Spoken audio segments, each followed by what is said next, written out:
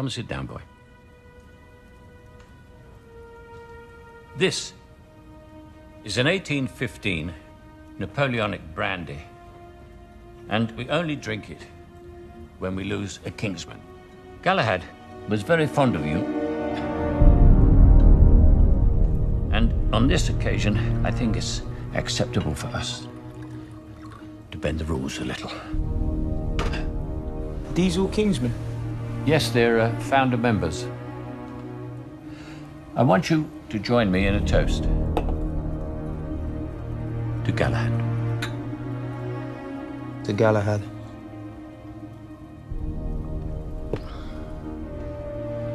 Harry says you don't like to break rules, Arthur. Why now? You're very good, Eggsy. Perhaps I will make you my proposal for Galahad's position. Provided, of course, that we can see eye to eye on certain political matters. Can you guess what this is? I don't have to. Harry showed me. You click it, I die. I thought that brandy tasted a bit shit. Bravo. Valentine won you over. Somehow. Once he explained, I understood. When you get a virus, you get a fever. That's the human body raising its core temperature to kill the virus. Planet Earth works the same way. Global warming is the fever. Mankind is the virus. We're making our planet sick. A cull is our only hope. If we don't reduce our population ourselves, there's only one of two ways this can go. The host kills the virus, or the virus kills the host. Either way, the result is the same. The virus dies. So Valentine's gonna take care of the population problem himself? Well, if we don't do something, nature will. Sometimes the culling is the only way to ensure that a species survives. And history will see Valentine as the man who saved humanity from extinction. And he gets to pick and choose who gets culled, does he?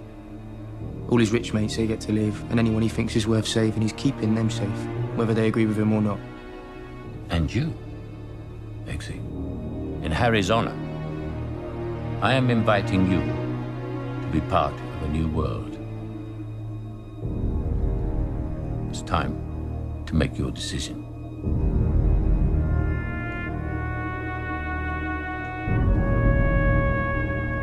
I'd rather be with Harry. Thanks. So be it.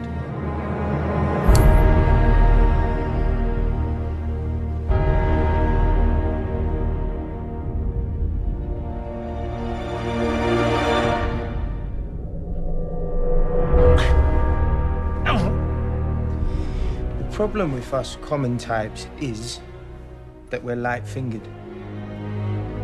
Kingsman's taught me a lot, but sleight of hand. Yes, they're founder members. I had that down already. You dirty little fucking prick.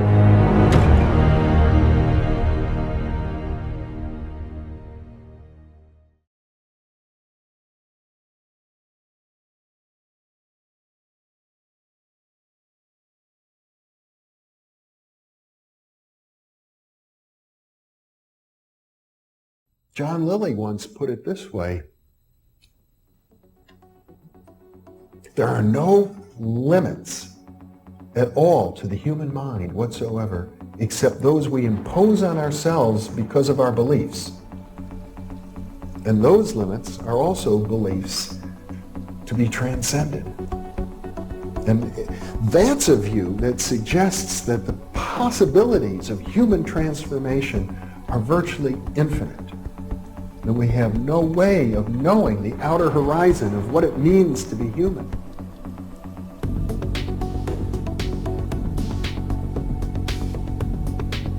And really, to understand all this, everything, you have to go very, very deep into a study of history, consciousness, neurophysiology, everything. You have to be the supreme eclectic type of leaning, and you really have to be wanting to know who you are and what everything's about.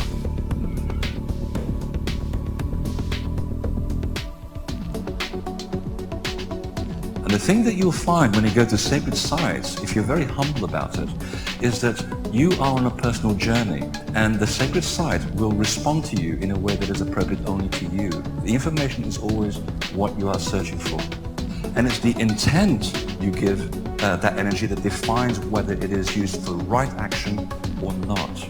And it is inside these sacred spaces that you will be reminded that you are a god, that you are a bright star. So what you're trying to do is move through the course without ricocheting off walls or creating karma. You're trying to slide through things smoothly. How do you do that? It's called flowing. There's a technique that you can do that will allow you to touch some part of your inner being that has more knowledge than your conscious state does.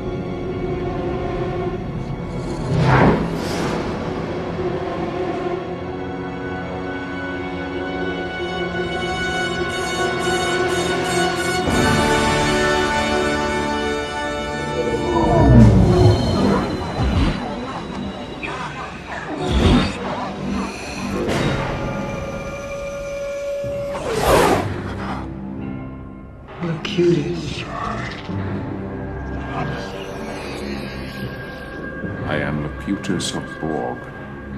Resistance is futile.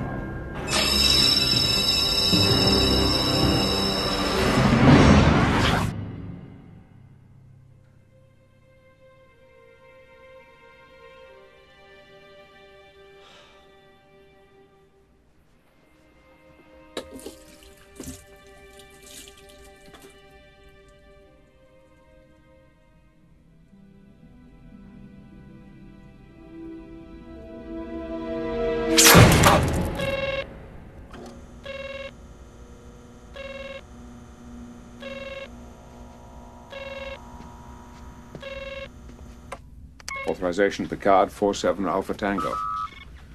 Admiral. Catch you at a bad time, Jean-Luc? No, of course not. I've just received a disturbing report from Deep Space 5. Our colony on Ivor Prime was destroyed this morning. Long-range sensors have picked up... Yes, I know. The Borg. Captain's log, stardate 50893.5. The moment I have dreaded for nearly 6 years has finally arrived. The Borg, our most lethal enemy, have begun an invasion of the Federation. And this time there may be no stopping them.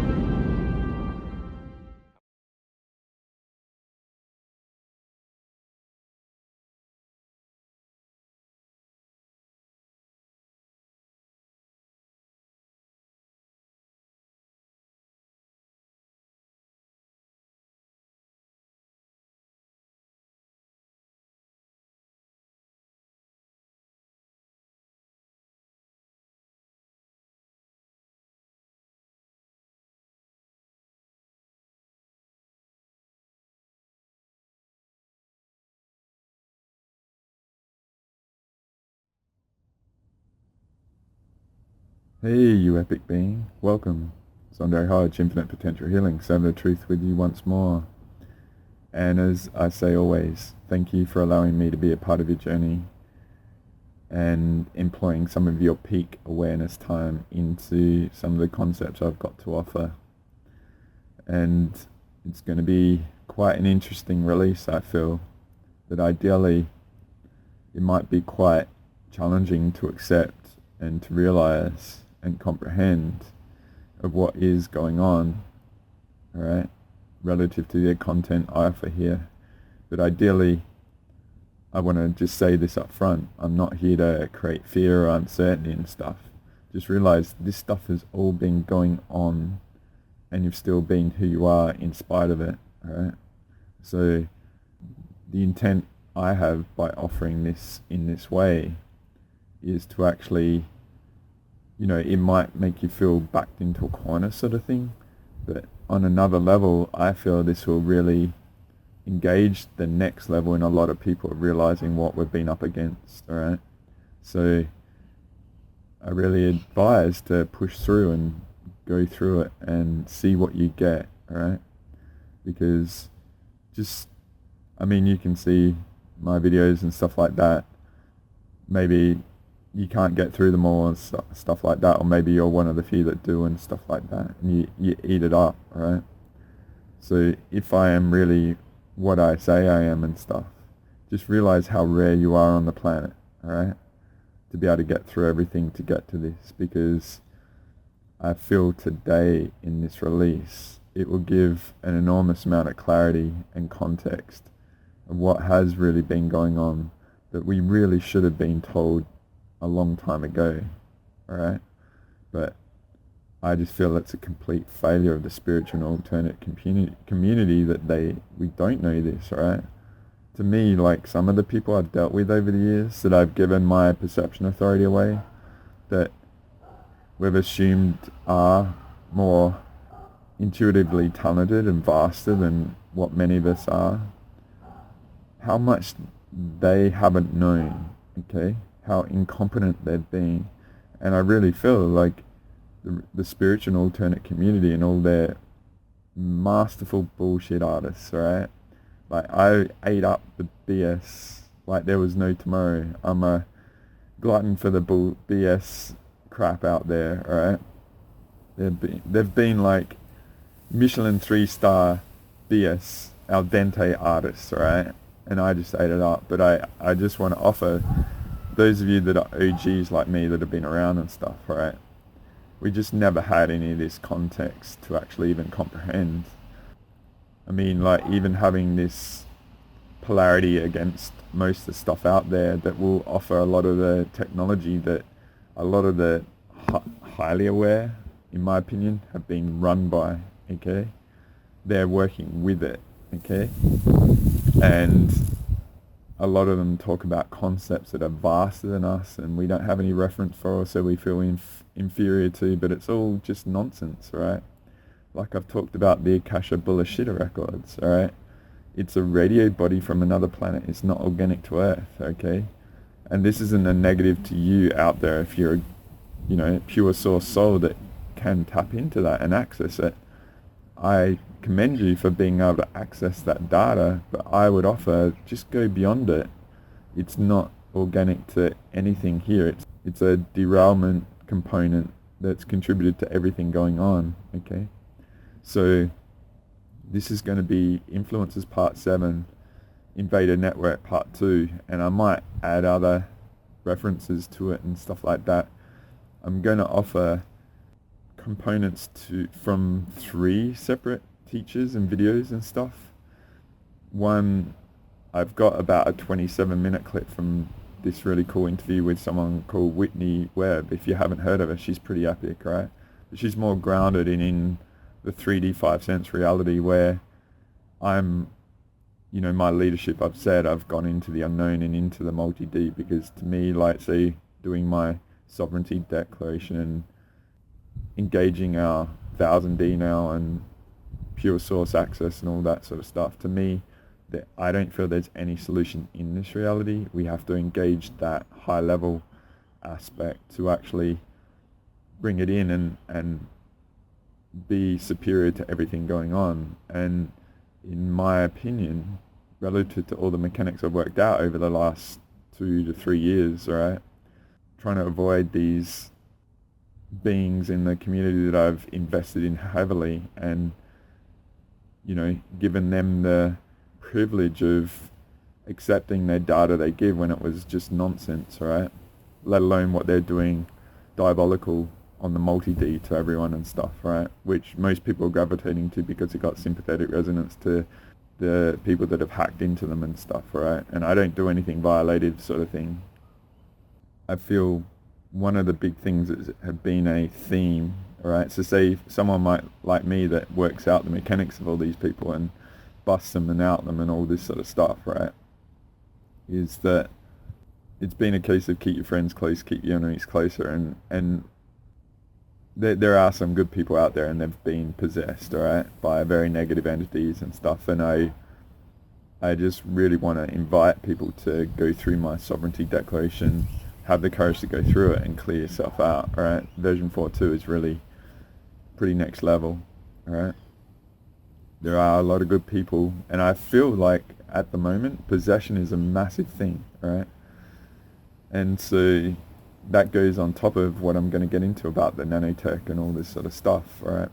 Because it's not just physical, it's out of phase, like very high dimensional technology. So in the last video I offered, which was with Richard L. Miller, I mentioned a guy by the name of Bruce Cathy, right? And I'd love to put clips. I got a red flag sort of on my YouTube channel putting up a video from that. I used to have it in my Conscious Explorer series, but I've taken that down because I don't want to be associated with anything that and anyone that I put in that series, alright? I don't want anyone to even have to deal with that al dente 3-star BS artist, alright? But I mentioned a documentary called The Harmonic Code, and I'm pretty sure it's on Rumble if you go there. And what he said, there was an effort to recruit him in New Zealand, I think in the 60s or 70s or even 80s and stuff. And he was dealing with some mathematicians and stuff, and Bruce worked out that about 7th, 8th, 9th dimension, I can't remember exactly, it's been a long time since I watched that, but there was an effort to recruit him into the black science or black project sort of stuff, but he didn't sign up, and so he was outside of that. But the scientists in that at that time, and it was like 30-40 years ago, alright, they said that they were working at 15D back then in the science of the black projects and stuff. So the way I work is there's a logic to it that there has to be more, and I don't feel we're given any solutions in this construct, right? We have to be willing to think outside the freaking box, alright? And I'm going to refer to the box because I'm talking about these people in the community, and I'm going to talk about and offer data relative to the Trump Stargate Project, which is, that came from left field, alright? And it's like, why would you use Stargate, alright, as a project relative to AI, okay? And $500 billion, okay? So I've got a lot of very interesting clips relative to that.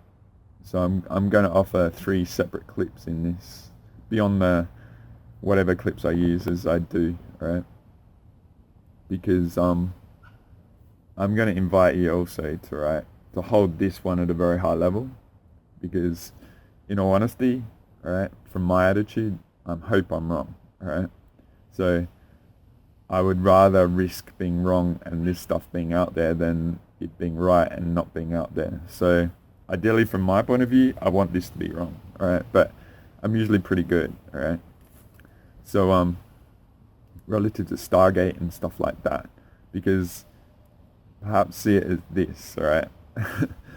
Star of David Gate, okay? Star of David Gate Project, alright? You've got to see and listen to who are doing censoring and all this sort of stuff. I see in Australia they're bringing in like a online censorship sort of bill, right? And a lot of the politicians are defending a certain region of the world sort of thing relative to that star thing that I said, alright? So just going, I feel, alright, and this is where the people in the community, like the highly aware that the al dente BS artists, alright, they're actually undercover operators for the negative invader side from my perspective, right? And that's why I've said it's been like a hen in a fox house relative to all this and stuff. And ideally, giving you the data in this, it will help you bust all their BS artistry, alright? This will give you a lot of foundational data that you'll just see how far behind all the people in the community are. And I always talk about our peak awareness time and just really think about what is the best value for that, right? And I've got something I want to talk about relative to what happened during the week, right? Because that's why I felt like an influence release was perfect right now, right? And it was about a year ago that I did Influences Part 4, the Invader Network Part 1 sort of thing. It was 4th of February, which is like a year ago. It's crazy, right? So I just also want to invite like how much we've learnt since then. Like I hadn't even released version 3 of my Sovereignty Declaration. I put it out there because I was going to release it on the 10th, I think, of February, because it was like Year of the Dragon and stuff, and I'm born in Year of the Dragon and have a lot of dragon aspects, and had a lot of dragon aspects stolen and targeted as I said that. And it's just interesting because I don't mess with people, I aim to clear. And my Sovereignty Declaration with the energy hygiene, to me that's the engaging our pure source 1000E sort of thing, alright, is very profound with all this stuff, alright. To me it's like with the nutrition that I give away and all this sort of stuff, right?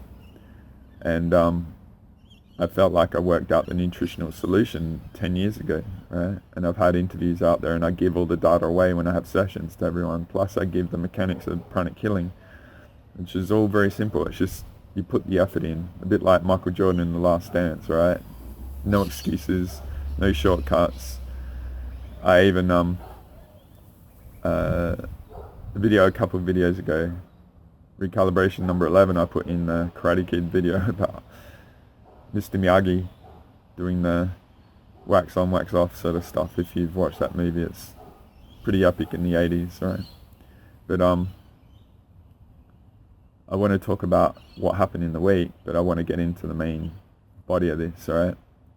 Because I feel like the invaders, like in the community and all that, they're working together with all these components of the domination of Earth and stuff, right? So one big linking up of, you know, there'll be words like oligarchs and certain people in the community that are out there that are people's champions. I've offered that video many times as a short about the people's champions, the Michael Zarian concept. And I'm going to have a lot of moving parts in this video. It might be very complex to get out and demanding on my computer resources, but I might put it in there, here and there and stuff. And other clips, like I've been watching like the Patrick Stewart Star Trek movies with the Borg and things like that, so I might try and put a clip of the Borg in because that's relative to nanotech and stuff. The nanotech that we've been dealing with and the Borg stuff is in a outer phase, another dimension sort of stuff. So I did talk about the nanotech in the brain, I think in our Intuitive Potential Part 7. That was a few videos ago. And busting that, right? And so I've also talked about the AI incarnating now and stuff. And it's, you know, a lot of people think that the low-level humanity are that, but it's not from my perspective. It's these epic players that are probably in our face, that are an aspect of an inorganic consciousness, right? Relative to pure source especially, right? And so, for instance, I don't know what you've done relative to looking into the Illuminati and the people that sell their souls out to that. A lot of them have very hot women, right? And it's just really interesting because, you know, the Austin Powers and the fembots sort of thing, right? Those variables, you know, they can be AI incarnates and stuff like that, but I feel like people that seem like they're too smart, right, and managing too many parts, you need to really hold these players that are in the community that are actually working with AI. They're potentially them, okay? It's none of these entry-level people. It's these players and getting into the incarnation war. And all these people I've talked about and dealt with in the past, they've never offered this stuff, right? And they're like, I've done AI series. I did a couple-hour conversation with Andrew Bartzis, and I made a whole 8-part series out of it. It was a couple hours for him, but it was like 50, 80 hours work for me and stuff. And then I did one with him and Sean Bond and about the AI warfare and stuff. But all these guys that I've dealt with have never come anywhere near what I'm offering here, right? So I just feel like I said, those in the spiritual and alternate community have a lot to answer for setting us up for failure, for not going into these topics, which, when you hear all this stuff, it's so simple, right? It's so obvious and logical, right? And when I offer the Sabrina Wallace clips, this stuff has been going on for like 30, 40 years, right? We have to ask these people why they haven't actually shared this stuff. And to me, the whole off-world stuff at the moment, it's such a irrelevant component, right? We worked out that, you know, there was this whole thing about children coming through their star seeds and crystal children and all this sort of stuff. What we worked out is they're just Borg kids, all right? They're all Borgs, all right? And it's all these fake concepts and stuff. And so in this, I'm going to aim to offer some components relative to Internet of Thoughts, all right? And so, you know, when you might be thinking of stuff and an ad comes in and stuff, it's like reading your mind and that. Well, a lot of this stuff, it's like, to me, a lot of these players in the community that have inertia and stuff like that, they're all operating with this Internet of Thoughts and getting the perceptions that they think are accurate, but they're just totally compromised, feeding the narrative of the AI sort of infrastructure that's been around for a long time. So if you go back at 12 months or so, I offered the Bitcoin video where I offered a clip relative to one of the guys that I'm going to show in this video that's talking with a guy that Sabrina had a reference to, that I went and found the clip and stuff, and he gets into it pretty hardcore, right? Because he's saying it was, you know, it's been around for 30, 40 years and all this, and that's where in the video recently I talked about, to me, it boggled my mind that the internet was a secondary byproduct from, you know, the stuff being done to people, right? And that's why Bill Gates got into it. And it was like there was no logic why he went from Microsoft to the industry, right? And the Gates Foundation and all this sort of stuff and that. But to me, it was like the whole internet was just the backbone for all this Internet of Bodies sort of stuff. It makes total sense. But again, like, I've dealt with all these people for 10, 15 years and none of them came close, right? It's just a joke how bad they've been, okay? And how much they've set us all up for failure. Not to mention how much money people have invested in them, and the people that make it through that have been smashed and derailed and totally hijacked, you know, they've been weaponized at me and stuff. They've been using them as Trojan horses to go at me, and that's why I'm saying the possession is so out of control, right? So all these people, right, and this goes back to the Babylon Massacre, which is in the Sovereignty deck that I got from Ashiana, right, Ashiana Dean. We did vet Ashiana Dean in October last year, Super A and I, and the beloveds around her are just being frickin' different species, but reptilians and all this sort of stuff. So they're nothing what she said, alright? And we worked out the early stuff is like 75 to 80% correct, but the later stuff is 25 to 35, 40% correct. I think it's like 25 to 30, the more later stuff, alright? So all the stuff I've referred to with Asher, from my instinct, I've stuck to the earlier stuff, and I'm not confirming my own stuff, but it was just instinct, alright? The early stuff just felt so good to me and I just stuck with it. I didn't really get into the more modern stuff. I always felt her stuff was way too complicated, okay? But I may put a clip relative to the Babylon Massacre just here because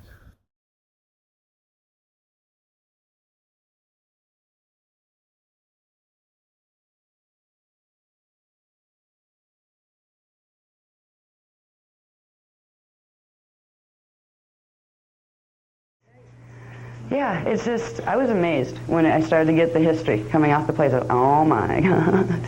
Like, oh no, I have to tell people that? You know, do I really have to expose that? They like Enoch and Thoth, you know?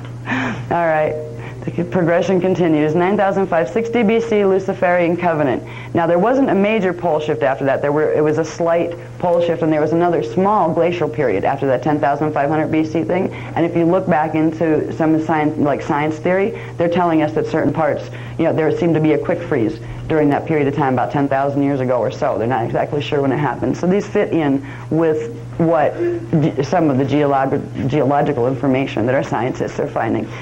All right, 9560 BC, Luciferian Covenant, Pleiadian Nibiru, some Jaji Luciferian Anunnaki, the blondes. Okay, if you have anything to do with the UFO movement down in the States, people talk about the blondes or the Nordics a lot. They're the pretty ones. They look like humans and they're very blonde. That's these guys. All right, they're the ones that raided Procyon to get those pretty blonde bodies. Cirrus B, Marduk Anunnaki, which are the Anunnaki Omicron dragon moth ones, Enlil Odedicron, which are Anunnaki reptile avian, Toth Enki Zephelium, which are Anunnaki Zeta, and Marduk Necromaton Luciferian, which are Anunnaki Alpha Omega Centauri Blue Centaurs. All right, see all these forms? They've hybridized all over the place to create more of their races. All right, all of these guys got together, and the Galactic Federation, and the Nohasa Atlantis Jehovian or Antia, which were like from seeding one Illuminati race lines that had been living in inner Earth, and they were starting to filter back up. All right, they all, and their respective Anu-Melchizedek races, which are the ones, the Anu-Melchizedeks are the hybrids that became the Leviathan races that started in Atlantis. Okay, they entered a full alliance under a one world order anti-Christos agenda, formally mandated through the Luciferian Covenant. It was called the Luciferian Covenant. It was an agreement that they made that, okay, though we don't like each other very much, we're going to get this done. If we team up, even though we don't like each other, and decide before the fact who's going to get what once we grab it, at least we'll get it. And they knew, too, that it was getting to the point where the founders were very serious. They might have had a stalemate last time. The founders were not going to fail to get the Christos realignment mission done this time. They were not, they just, the Illuminati races knew that. The fallen angelics knew that. So they were going to give it their all to make sure the Christos realignment didn't happen. So this was a coalition that they made, that even though we don't like each other, we'll be friendly enemies so we get the job done. So they stopped the founders from doing the Christos realignment mission, which would close the fallen angelic matrix from this time matrix. Okay, 9,000, okay. So they agreed to have this one world order agenda together.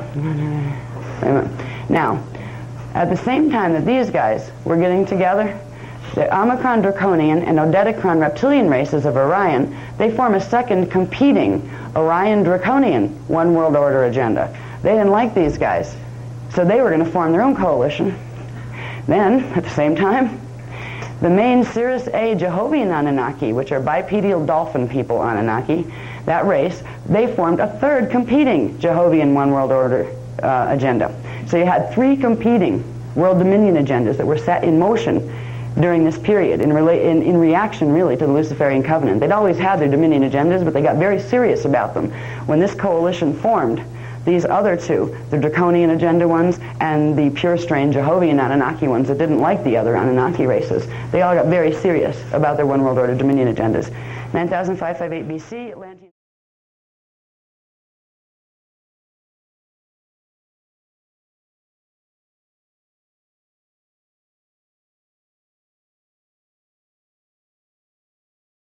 All right, then we have what we talked about before, the 3,000, or what Az had read about, the 3,470 BC Babylon Massacre, Galactic Federation, Luciferian, Pleiadian, and Nibiru and Anunnaki races, Steel Ark of the Covenant Gold Box, and Stargate tools.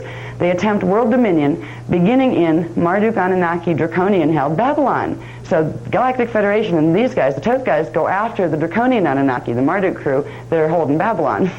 They create temporary planetary magnetic grid collapse. They use arc tools at Babylon and Nibiru and data crystal grid at Stonehenge, England, to create a reverse fire letter sequence distortions, further ones, in the planetary grids, which cause major mutations in the function of the angelic human DNA template, erases race memory, because what was really getting on their nerves was the Marduk Anunnaki group, who's in competition with them. They have a draconian agenda.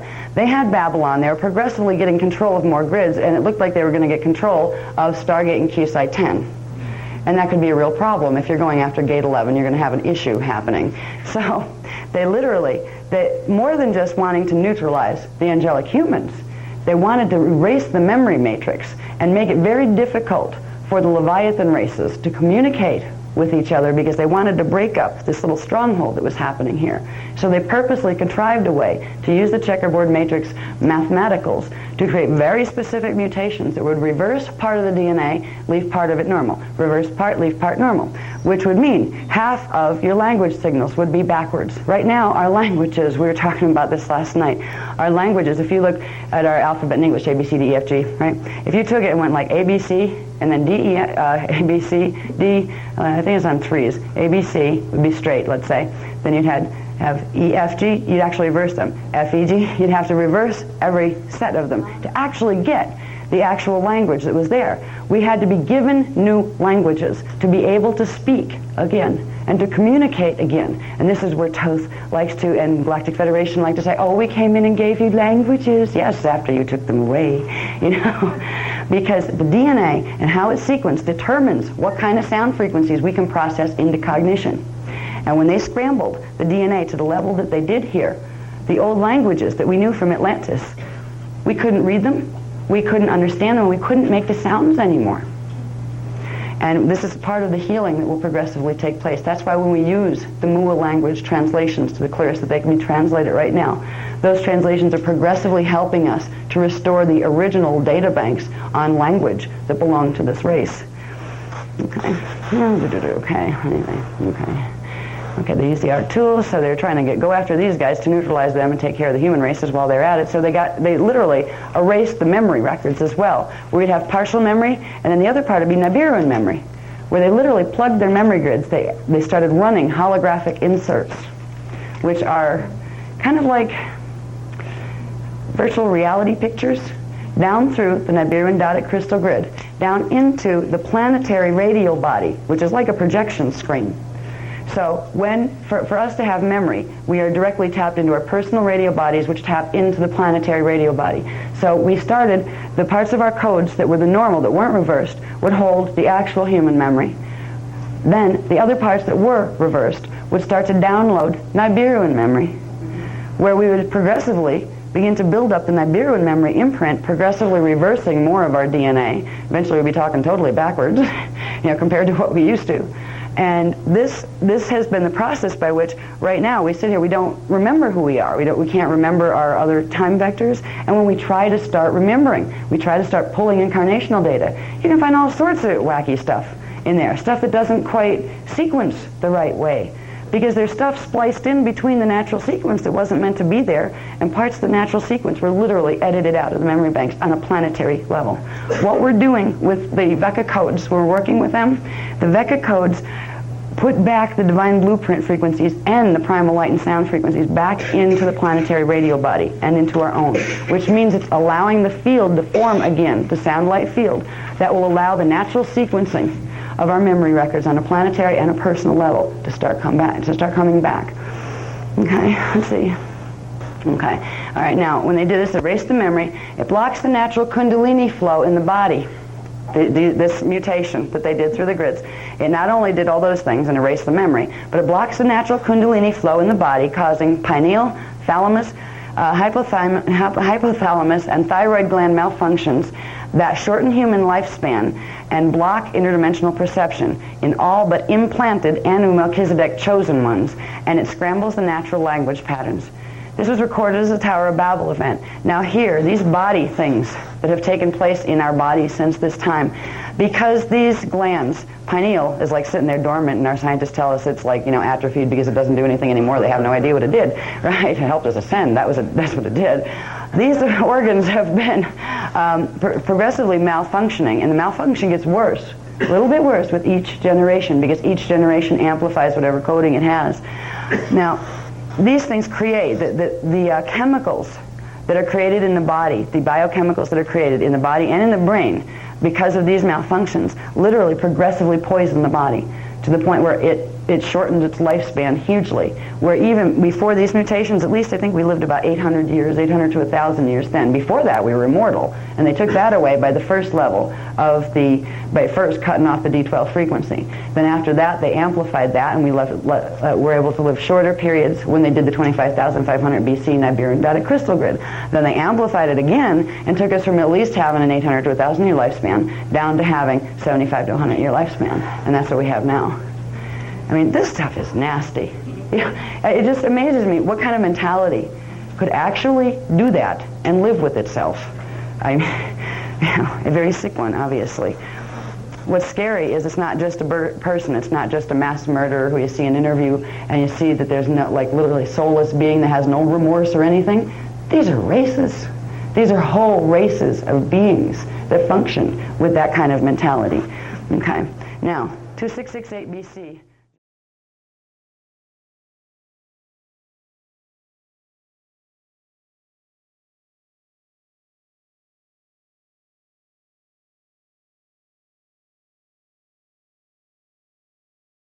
But I may put a clip relative to the Babylon Massacre just here, because to me this Star of David gate, alright, and relative to the whole censorship around the world, alright, of, you know, there was a lot of backlash what's gone on since October 2023, alright, and what's gone on over there, and I released Echoes Part 12 with feeling like Stargate 12 was in the wrong spot, and it was more like it was a Stargate 13. So if you want to go back to Echoes Part 12, I was really clear then because I had a couple weeks break from everyone, and I won't get into the details about that. I'm already talked too much. This is going to be quite long, but just the fact that it's called Stargate AI Project, alright, and Trump just comes out with it first day he's in office, and it's just so from left field and stuff, right? So there's many games going on, right? I'm talking about these high-level people in the community that we talk about dimensional stuff, but there's also the 3D and the narrative and the games going on between countries and stuff. So a lot of the videos I'm going to offer is to get beyond that, like the different levels of the narrative. I offered some narrative images and stuff like that. They're on my Instagram and stuff. I'm just going to try and not do a lot of images and get through, alright? But what I'm getting to relative to the Babylon Massacre, the spiritual community that are just undercover aspects of this apparatus and this Stargate thing relative to the Star of David, alright? It's interesting because it's all relative to AI, and I saw this image of Chat GPT, you know, the main AI thing in the narrative at the moment, and I saw someone did some work on the symbol, right, and took the symbol and doubled it and put it over the top, and it was the same image, right, relative to what I'm saying, okay?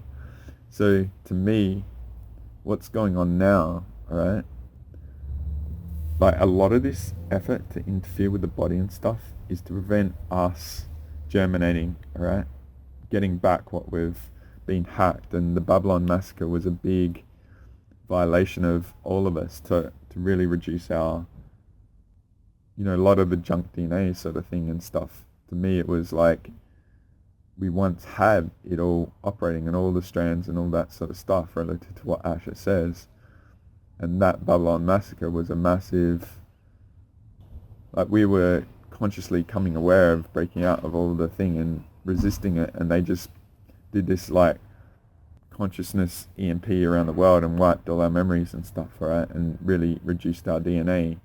So that was 3470 BC. It's about the 6,000 years of all the modern world history sort of thing. And so to me, what I realized about a lot of these people I've dealt with, they're being just diabolical scumbag witches and priests that have sacrificed us in the past and stuff and done such evil and diabolical stuff, of all the soul trauma that I put into the sovereignty declaration, right? And they've played like they were victims of the Ayani sort of thing, but they were actually perpetrators of it and stuff like that, alright? So what it's always been about is keeping us white and not remembering of what they've done to us. Like even like the negative ET species and abductions and stuff. For instance, the mantis, they're masters of not only wiping us, but putting false memories into us, so we have Stockholm Syndrome to them and all that. So that's what, to me, like I've said in the Echo series and the Sovereignty Declaration about the Stockholm Syndrome and that, there's this gravitation to the invaders sort of falsehood BS artists, alright? And that's why they flourish, because it's all been by design. But to me, what's going on in this Stargate thing and all the big levels and stuff, it's like all the criminals are not wanting us to remember stuff, so they're putting shit into us to wipe us and keep us derailed and keeping us in this cognitive diminished state. That's some language that this Whitney Webb uses relative to Henry Kissinger in his AI book with Eric Schmidt, alright? Cognitive diminished state, okay? So we're not able to bust them of all their crimes they've done, not only in this life, but every other life, but to be in this perhaps a billionaire state and leader and a people's champion and all that sort of stuff now, alright? So to me, this, not only this Star of David gate, alright, and I'll just get an image relative to this. So October 5th, alright, Galactic Special Forces 36, we cleared all this, alright? Okay, so to me, a lot of the negative AIs, the ETs, the Incarnation War, these operators, you know, Blackstone, Black Rock, Saturn, sort of, Weezadak, Yahweh, all that going to the negative universe, alright? So to me, all this is about is creating the control on the planet, alright? So that they can really open this up, okay? That's sort of what I was getting. And so it was very interesting my week, alright? So I'll just put this out there, alright? This is, all this stuff that I've offered is so far beyond what most are willing to accept. And then a lot of people believe these al dente BS artists, and you know, they've hacked them and they've got chips in them and they're literally being possessed, alright? They've got a layered energy body in them that's actually puppeting them on top of like their crown chakra being rewired, and the oversoul hacks and the nanotech sort of stuff that I'll get into, alright? But to me, that's what this is all about, alright? Beyond what is said in this, okay?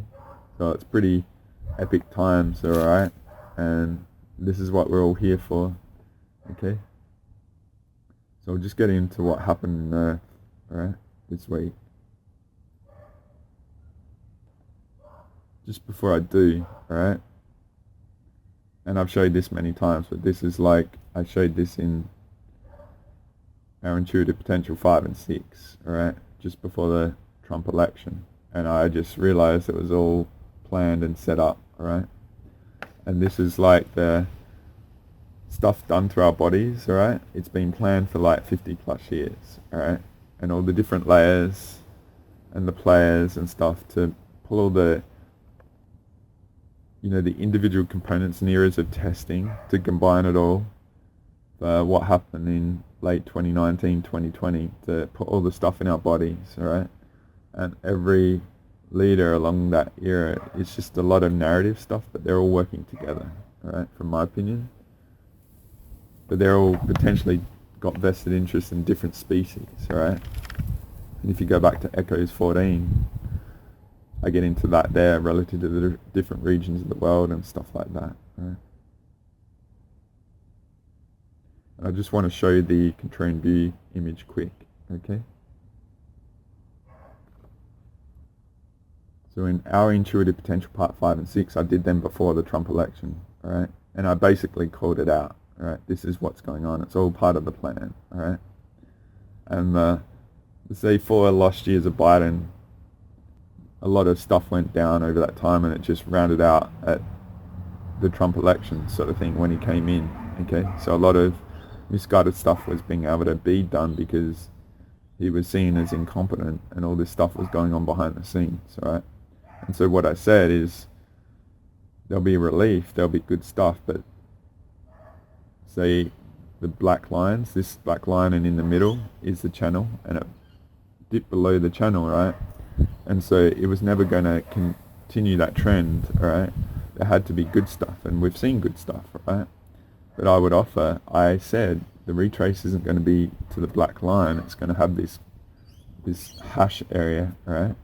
And to me, the hash area is relative to this Stargate Project, alright? Because this is what I'll get into in the videos, alright? So I just wanted to say that. This is one of the variables in that, alright?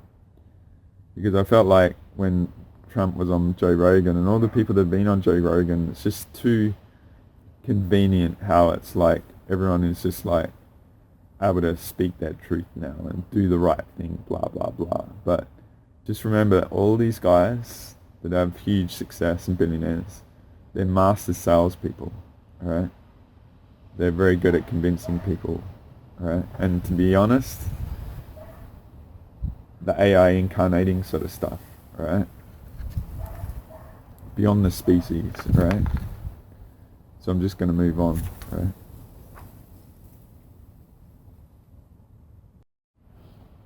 So I'm just going to get into this week, right? But there's one other thing relative to the Babylon Massacre that I want to add as well, and it was about the thalamus, like the higher heart sort of stuff.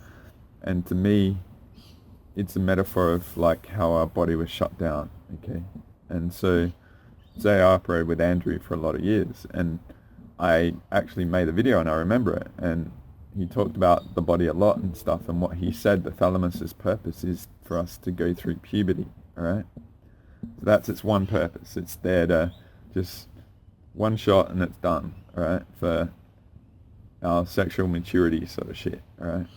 But what I know, the thalamus, and this isn't my original content, it's one of my allies and stuff, is that the purpose of the thalamus, right, was to allow the integration of our soul with our body fully. Like most people are actually a jar of their body, they're not even in their body, right?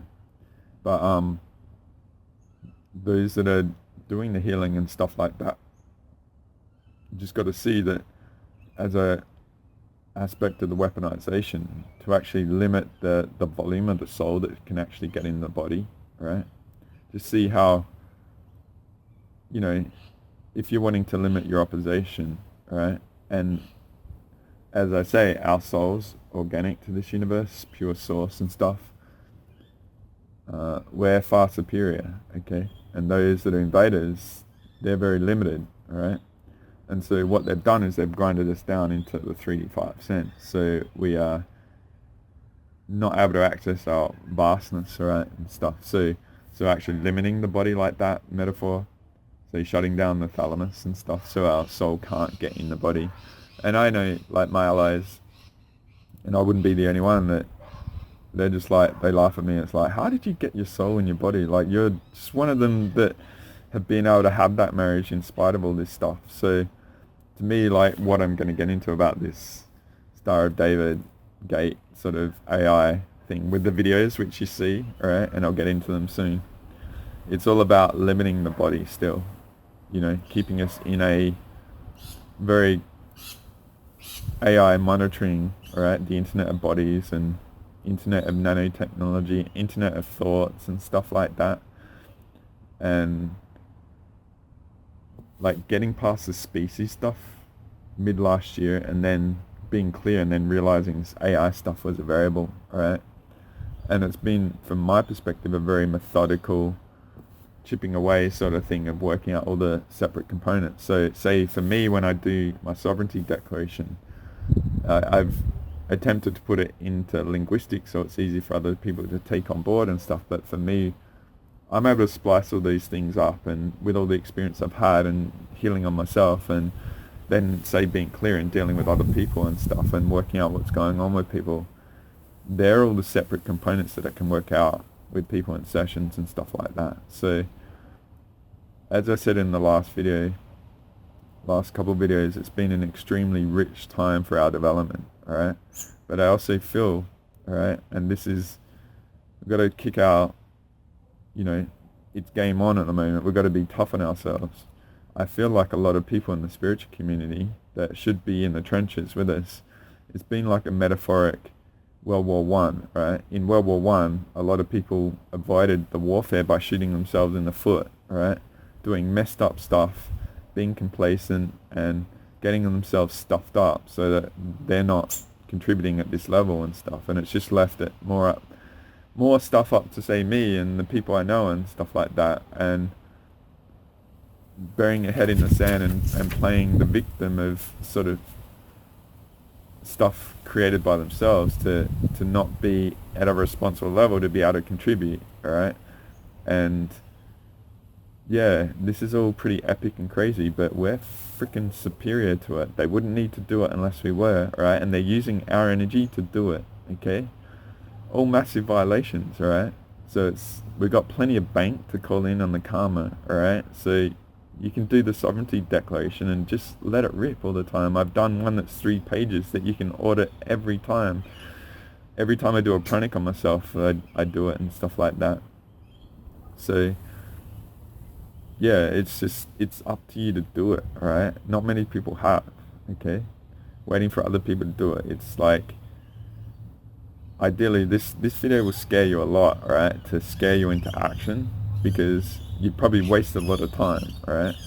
And there's very few of us that are actually really operating at this level and defending things. So that's where I'm going to get into this bit before I get into the videos quick, because it's very profound, okay? So I'm just going to get an image quick. So back in GSF 32 and 33, I worked out a point Nemo, right? Where it was relative to Earth's soul. She was in trouble, right? And to me, it's like, this is...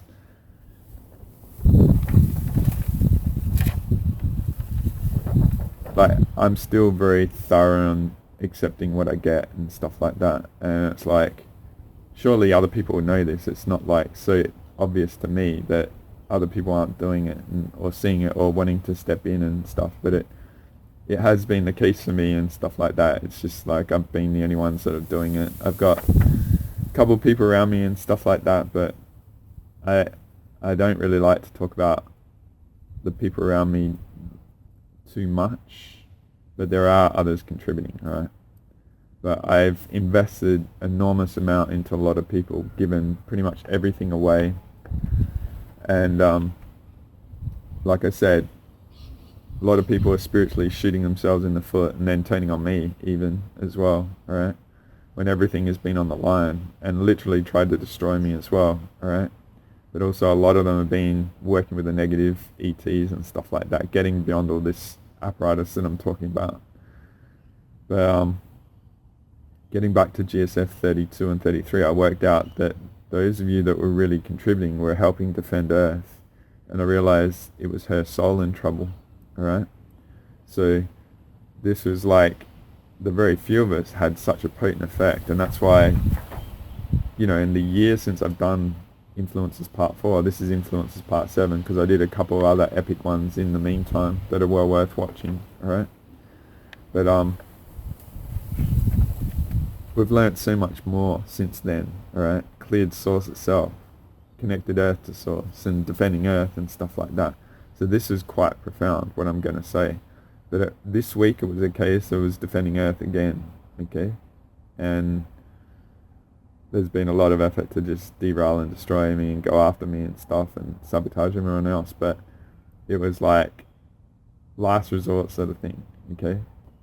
It wasn't necessarily just me, alright?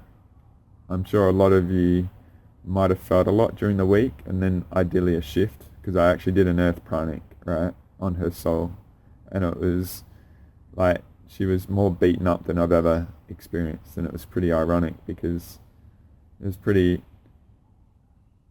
unexpected, because I did a couple around the New Year's before and after sort of thing, and I did a release about Earth pranic killings, right, and what happened and stuff and what we learned, right. So I wasn't keeping an eye on her. I felt like she was really good and stuff. So this week was quite surprising, alright? So I'm just going to And it's surprising because it worked something out that went on that I think if you're here, you probably had a profound shift because of what I worked out, right? And upgraded Earth and stuff. Okay, so I'm just going to move on to another image.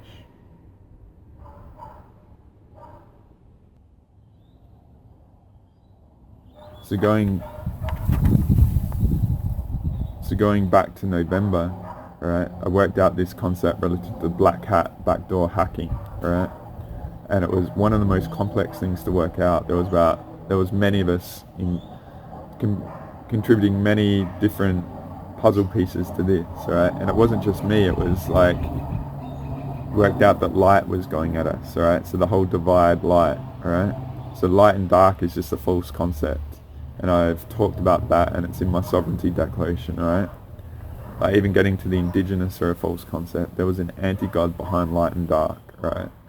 And light were attacking us. It's like, why are they attacking us? It's like, oh, we tracked it all back, and it's just a bullshit concept. So the whole raise your light sort of stuff in the spiritual stuff, it's all just nonsense, right? But anyway, the backdoor hacking, right? What was going on was, say people over the other side of the world, right, who are good allies and stuff, it was like I could sense stuff that was coming through, right? And there was stuff coming through, and what was going on to them is stuff was coming, say, through from me to them and stuff, or other people and all that. So, long story short, and this goes back to the body architecture and the Babylon massacre sort of stuff, is we worked out there was like these sub-basements all put through us. So working out the Babylon massacre, it was felt like that concept was allowed to be bled through into, say, my awareness through Asher and stuff, but it was only like the tip of the iceberg, okay? And the sub layers of the iceberg was, you imagine like a building with basements, you know, like cars have car parks that have many stories underground sort of stuff. The metaphor before working out this backdoor sort of architecture through our bodies, it was like there was only 2 layers of the sub-basement, when in actual fact there were 6 or more, right? So there was 300% more, alright? That all the invaders were just hacking us and going at us and stuff, and we had no idea, right? They were hacking, and I worked out that they were raiding our codes, and then worked out they were using it as a smorgasbord to all the invaders to access and stuff. I busted the Dreamtime with the backdoor hacking and stuff like that, right? So go back to the videos around November, December and stuff for all that. But this is the epic thing that I worked out this week, right? Because I was being smashed, alright, early on in the week, and it was like, this person's causing me issues and all this sort of stuff. It was very, very elaborate in the obfuscation of the origin of it, right? And I think it was like Tuesday, Wednesday, I did healings on people around me and stuff. I'm always proactive and looking after people and stuff and clearing the stuff out. And I had a few people that were really just gone through horrible recent times, and, you know, helping them out and stuff like that. But also, like, one day I did like 4 or 5 pranics on myself. It was literally like I was lying in my bed and just getting hacked. Like, I can feel it all. Like I said, I can spice up all the variables relative to my sovereignty declaration. I could feel like hacking entities and all this sort of stuff, and it was like, just imagine, maybe you go through it, but I'm pretty good. I've got a lot of layers of defense, and I'm really good. And it's like, how the F is this stuff coming through? So this is the crazy thing, right? Long story short, is that I realized, like, I kept clearing myself, and it kept coming. And what it was Earth was in trouble again, right, big time. So I did this soul healing on Earth, and I've never been hammered so much in a healing in my life, right? Our awareness has all gone off the charts with working all this stuff out that I'm going to offer. But it was like, the stuff is very easy for me to clear, right? But I eliminated all other options, and it was like, nah, this has got to be Earth, right? And as soon as I started, it was just being hammered, right? But also, once you get onto it, it's very simple. like solutions are very simple, right? The context is the hard thing, right? So doing all the self-healing, I did like 5 pranics on myself. I actually did some new ways to do it and stuff. It was really cool, all right? So I worked out a lot and cleared myself, but it kept coming. So it felt like with all this Stargate stuff going on and effort to do what's going on and all to humanity and that, and it gets into the satellite networks in these images, these clips that I'm going to offer, right? And the players involved and stuff like that. Because I was feeling Point Nemo again, right? And yeah, it was like what I worked out, okay? That the backdoor hacking, they actually hacked Earth's soul, okay? And then from hacking her soul, they got all the data of all of us who are operating in this way with pure source and stuff and defending Earth and stuff. So I would say, and this has probably been going on for a little while, alright? But it was a culmination of events, which to me it was like going so hard at me, alright? It meant that to me it was a confirmation of all this sort of AI Stargate stuff that I'm talking about, and it was a threat. Because I'm going to bust it all, right, and work out a solution for it all. Like my sovereignty deck, I'm working at 1000D and healing pure source and all. Like it might feel like we're up against it, but they're going for broke now. You've got to see that they're really exposing themselves and being oppressive and like technocracy, oligarchy sort of stuff going in, okay?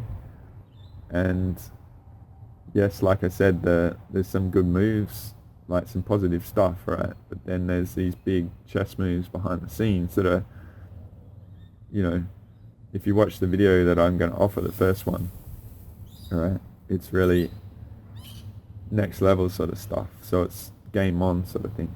But so what I'm saying is that it felt like Earth was under massive threat again. And I did this pranic killing midweek and it really resolved a lot because it was like the day after. It was the first day I felt really clear in my head, alright? Like really good emotionally and stuff like that. And I can operate in all those states and I can separate what's me and what's not me. And ideally, sometimes when people are being possessed and weaponized at you and stuff,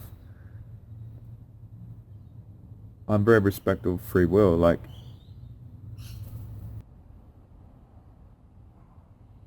I just had a little bit of an interruption. So yeah, what I worked out is that unlike the last time with the backdoor sort of stuff, alright, of just going between us, it was actually Earth that was hacked, and her backdoor to hack all of us that are aligned with her and pure source. And I assume there was massive effort to isolate her from pure source. You got to see all this satellite stuff going up, right? And how it's like there's going to be nowhere to hide on the planet, whatever you think, okay? And just think about all the toxicity in the world and stuff that I've talked about in the food section, in the Sovereignty Declaration, version 4.2 and stuff, and the financial stuff going on, and the agendas to move people off land because they want access to it and stuff, alright? These guys aren't playing, alright? They're serious and hardcore. And like I said, the whole spiritual and alternate community have a lot to answer for contributing to setting us up for massive failure, alright? And yeah, so it was Earth that was gone after massively, and then we were hacked by Earth. They hacked her data to get to us. And that's how it felt like for me, going at me hardcore. But it was more so, it was more like she was desperate need for help. It wasn't so much I was getting hacked for her, but it was more than likely. But I'm pretty solid, right? You know, like most of us are pretty smashed and beaten up, and we've enjoyed it to get to now, alright? And so, from my perspective, I healed Earth, and I cleared it up, and I reconnected her to pure source again and stuff. And so, to me, it was like a massive operation, alright? But it was very simple. hour or 2 hours healing Earth. I didn't even do the whole planet, alright? I just did her soul, alright? So I just really want to invite you to contemplate how you felt the last few weeks, alright? And how you might have felt after midweek, okay? And how you feel now, alright? Because ideally all this information I'm offering is to really engage the reanimation of your body, align with pure source, to be superior to all this stuff, alright? So I'm just going to move on. It's a bit windy, so it's hard to hold the images up, but I'll have them next to me like I always do. If you went back to Influences Part 4, that I said this is the Part 2 of, after a year, I had this one, alright? And this is, I've evolved a lot to have the spiritual no man's land sort of stuff, alright? But, and if you download my sovereignty declaration, I've got all the images in the back, alright? So if you want to reference the images, they're in my sovereignty declaration. I put a lot of them there, okay? But I did have this variable, alright? Because the towers and all that, there's a lot going on. And to me, it's like working in partnership with the nanotech and all that sort of stuff. So the frequency suit, to me, is all about blocking out the Schumann resonance, alright? And the level of, say, Starlink, it's like 250 meg per second. It's like faster than cable connection sort of stuff worldwide, and that it's just crazy, okay? So yeah, I just wanted to put this in quick, right, as a reference. And obviously I've got the other images, so I might just show you the awareness journey quick, right? So just think of this when you watch the videos and stuff, right? Because I'm more aiming for the 3D 5 sense and getting out of that, alright? So I'll just show you the awareness journey with the divide light sort of stuff. This is the awareness journey of the ups and downs and going through the spiritual no man's land, divide light, where they were accessing us to get above 22D and derailing us and all that. There's the ETs and all that sort of stuff. The energy hygiene sort of issues and targeting us and stuff like that. So this is what it's been like, and just if you did invest in Influences Part 4, just measure how much you know now versus then. And if I've helped you and you've invested in my content, I really appreciate your trust in me and stuff. I really hope the investment in all of my stuff is really starting to pay off now, alright? So, very interesting, okay? I'm just going to show you one more image. I think it was our Intuitive Potential Part 7, a couple of videos ago, where I talked about the nanotech, right? We worked that out in late December, right? And the specific nanotech sort of stuff I was talking about was out of phase, right? One of my allies was able to help me and recognize the mechanics of it all and stuff. What they said to me, it was like I had like nano sort of drones in my field that were out of phase, and anyone trying to work on me or come near me was actually getting attacked by them. So you imagine multi-D out of phase nano weapon sort of stuff, okay, going at me and at them, right? But what I knew about people is it was so those sort of variables were going to anyone external to me, right? But what I knew with a lot of people, right, is they had them isolating themselves from any help, right? So if you out there were trying to seek help and all that, you were messed up in your mind, and anytime you sort of went to someone, say me, I could clear it out, right? Like generally I can clear these things out, but it's always cool to have someone very aware with no vested interest to see what's going on, because then we learn it and then we work it out, and then I put it into my sovereignty declaration and stuff. But what I felt with a lot of people is that the sympathetic resonance, this stuff was in them, but isolating them, say, from me, say if I'm an avenue to help them get clear. And on top of that, the nanotech is in them as well. So in these videos, Sabrina gets into that and they talk about this stuff, and I'll do a little clip of me in it and talk about all this stuff. But I just wanted to offer this up front before we get into the videos, alright? So if you've been pretty consistent with my stuff, just remember that. But this is sort of a really new, profound understanding that we've worked out, that the nano stuff was in the mind and stuff. And this gets into the synthetic telepathy and stuff. And Sabrina's big on the fate channeling sort of stuff. It's all mechanicalized by all this AI stuff, right? And this infrastructure, okay, that's been around for a long time. And to me, a lot of these people in the community that get a lot of support, they're actually run by it, right? So say if your motivation is fame, adoration, or financial benefit, and everyone's got this nano stuff in them without even knowing, because we've been totally set up for failure by all the alternate spiritual community and that, right? That all this stuff is so vast and it's been going on for decades, you know, planned, okay? That we have to accept that there's possibly this stuff working. Like for me, as I said, like the nutrition interviews I've had, I felt like I had the solution for a long time, so I've been employing it on top of like being a badass spirit and stuff. But getting the body right has been foundation, and what I've done, it's been a instinctively idealist path, alright? Not perfect, but it's good ingredients to get past the most stuff that people are dealing with. So these videos I'm going to get into, alright? I'll just show you the one image again. So just remember all this, right? So ideally what I'm offering in this Influences Part 7, Invader Network Part 2, alright, is busting a lot of this stuff at a high level, right? So it's going from the multi-D, but then it's percolating through from the incarnation war into the beings in Leviathan skin suits, alright? You know, the pillaging to get all our codes for 25,000 years to create the body tech that these invader souls can be in, right? So you just got to think like black rock, black stone, out front of one of Trump's towers is a black cube sort of thing.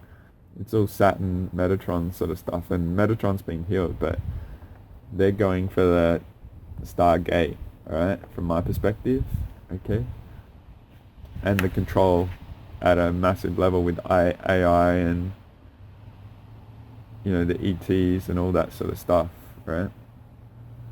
But we've made a lot of progress, right? And to me it's so profound that we know this, right? And so I've created my sovereignty declaration. Maybe you've got your own solutions or other people. I don't know any other people that even close to what I've done, let alone the energy hygiene and all that sort of stuff, right? So the other image, just imagine what I'm able to do clearing out energy hygiene, doing my 1000D audits, right? With my 3-page sovereignty declaration every time I do it, self-healing and stuff. So I was able to help Earth out this week because there was another big chess move played, and so to me that going at me so hard by Earth was that I was a threat, alright, from information perspective. So that's where it's like inspired me to do this today, alright? So what I'm going to do is get into the video components, and I was going to start easy, but I think I'm going to go hard. This guy that I had a clip in the Bitcoin video where he's talking all about this stuff recently, and to get beyond like the narrative stuff to the higher levels of the multi-D, alright? And I'll interject with some Sabrina clips, and ideally what I'm going to do is link the sources of the videos as well. And there's this 27-minute clip from Whitney Weber that's excellent. It's more grounded, 3D 5 cents, but it gets into the technocratic levels and the tier system in the AI, and it depends how long this is. I might do a shorter clip just to offer it, but I might go over this stuff again because it might be too much for people as it is, and it will offer me a chance to be more detailed and all that sort of stuff. I think it's stuff that we will, like this video, ideally you'll watch many times and get a great deal out of, alright? So I'm going to get into the first main video, and there'll be sections with Sabrina, I think. Like, I'm not going to do it separately. I can interject things because the video I sourced from Sabrina, she was referring to the first video that I'm offering, alright? And then I ideally going to offer the Whitney Webb video, depending how long it is, right? So really enjoy. This is a very powerful section of videos, right? As I said at the start, it's not aimed to scare you, it's meant to engage, getting you beyond the Babylon massacre and the suppression of our DNA, to really engage you to another level right now when it's critical game on time, right? So enjoy. All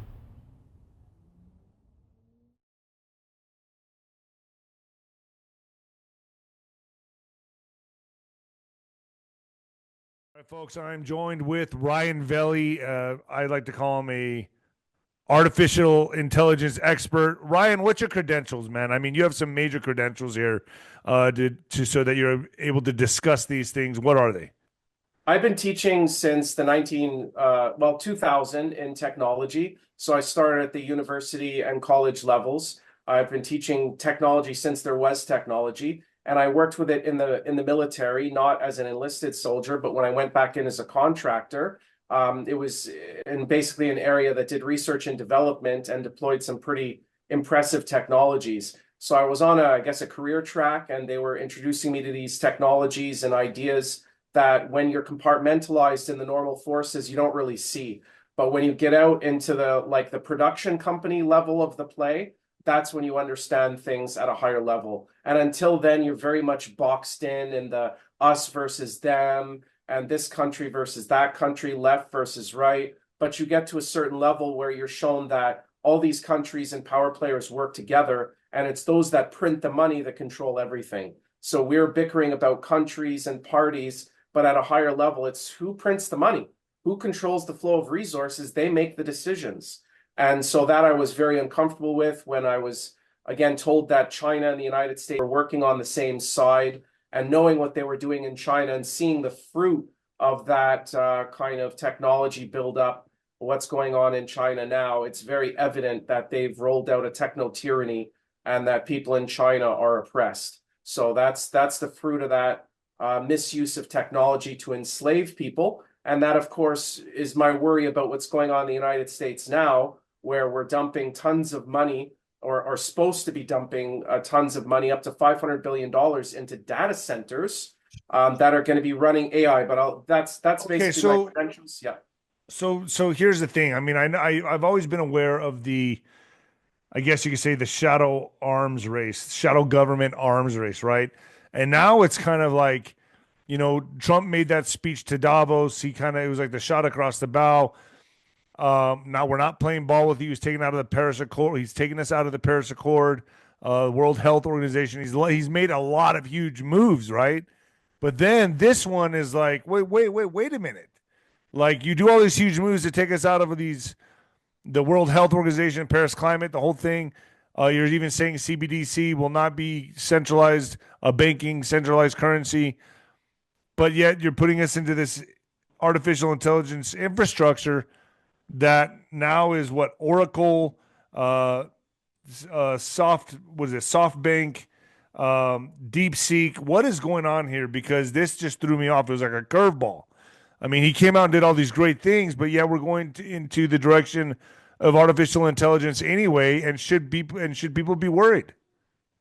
You should definitely be. This is why we need to be very aware now and alert, and understand the workings of psyops, which use our good intentions, our hope, and our emotions against us to blind us to what's really happening. So if you ask me what's really happening, the biggest game in town, the elephant in the room, is the control grid, the AI control grid that's being built around us, that I was told about, again, in 2008. And when we talked with Juan, he said the technologies that I thought were like 2006 and on were actually in the 80s. So this is a pushing the clock very much back.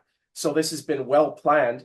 The people they roll out, like Larry Ellis and Elon Musk and Sam Altman, these guys are mascots for what really is DARPA. So we can subclassify it, a broad umbrella, not report to you and me. It's not about nationalism. It's not about patriotism. It's about who pays them and who prints the money for them to have control over us. And that is the banksters. So the state that we have in the United States works for the banksters. And they have an agenda to protect their wealth and secure their power forever. And that plan is to roll out technology to protect their interests and assets. They have coined themselves stakeholders. And of course, by virtue, then we're the bug eaters, but they're the stakeholders that own everything. Why do they own everything? Because they had control of the printing press. So of course, when you have control of the printing press, you can own everything. So they roll out these puppets like Ellis and Teal and all these guys, but really they're a facade state takeover through different branches to give us the appearance that they're different companies, but they're all working in consort, and they're all dripping out a drip release of the technology that's been in existence for decades. And now they're rolling it out in order to control us. So how are they doing it? They're rolling it out, of course, with the Internet of Things, the Internet of Everything, the Internet of Bodies, the Internet of Thoughts, the Internet of everything. And AI controlling our life forever. AI controlling, micro-controlling our life.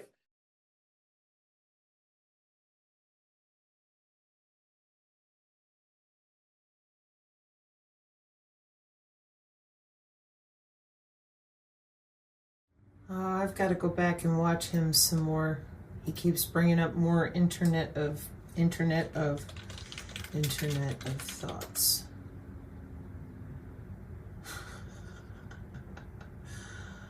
Oh, the BCI Internet of Things, Internet of Thoughts.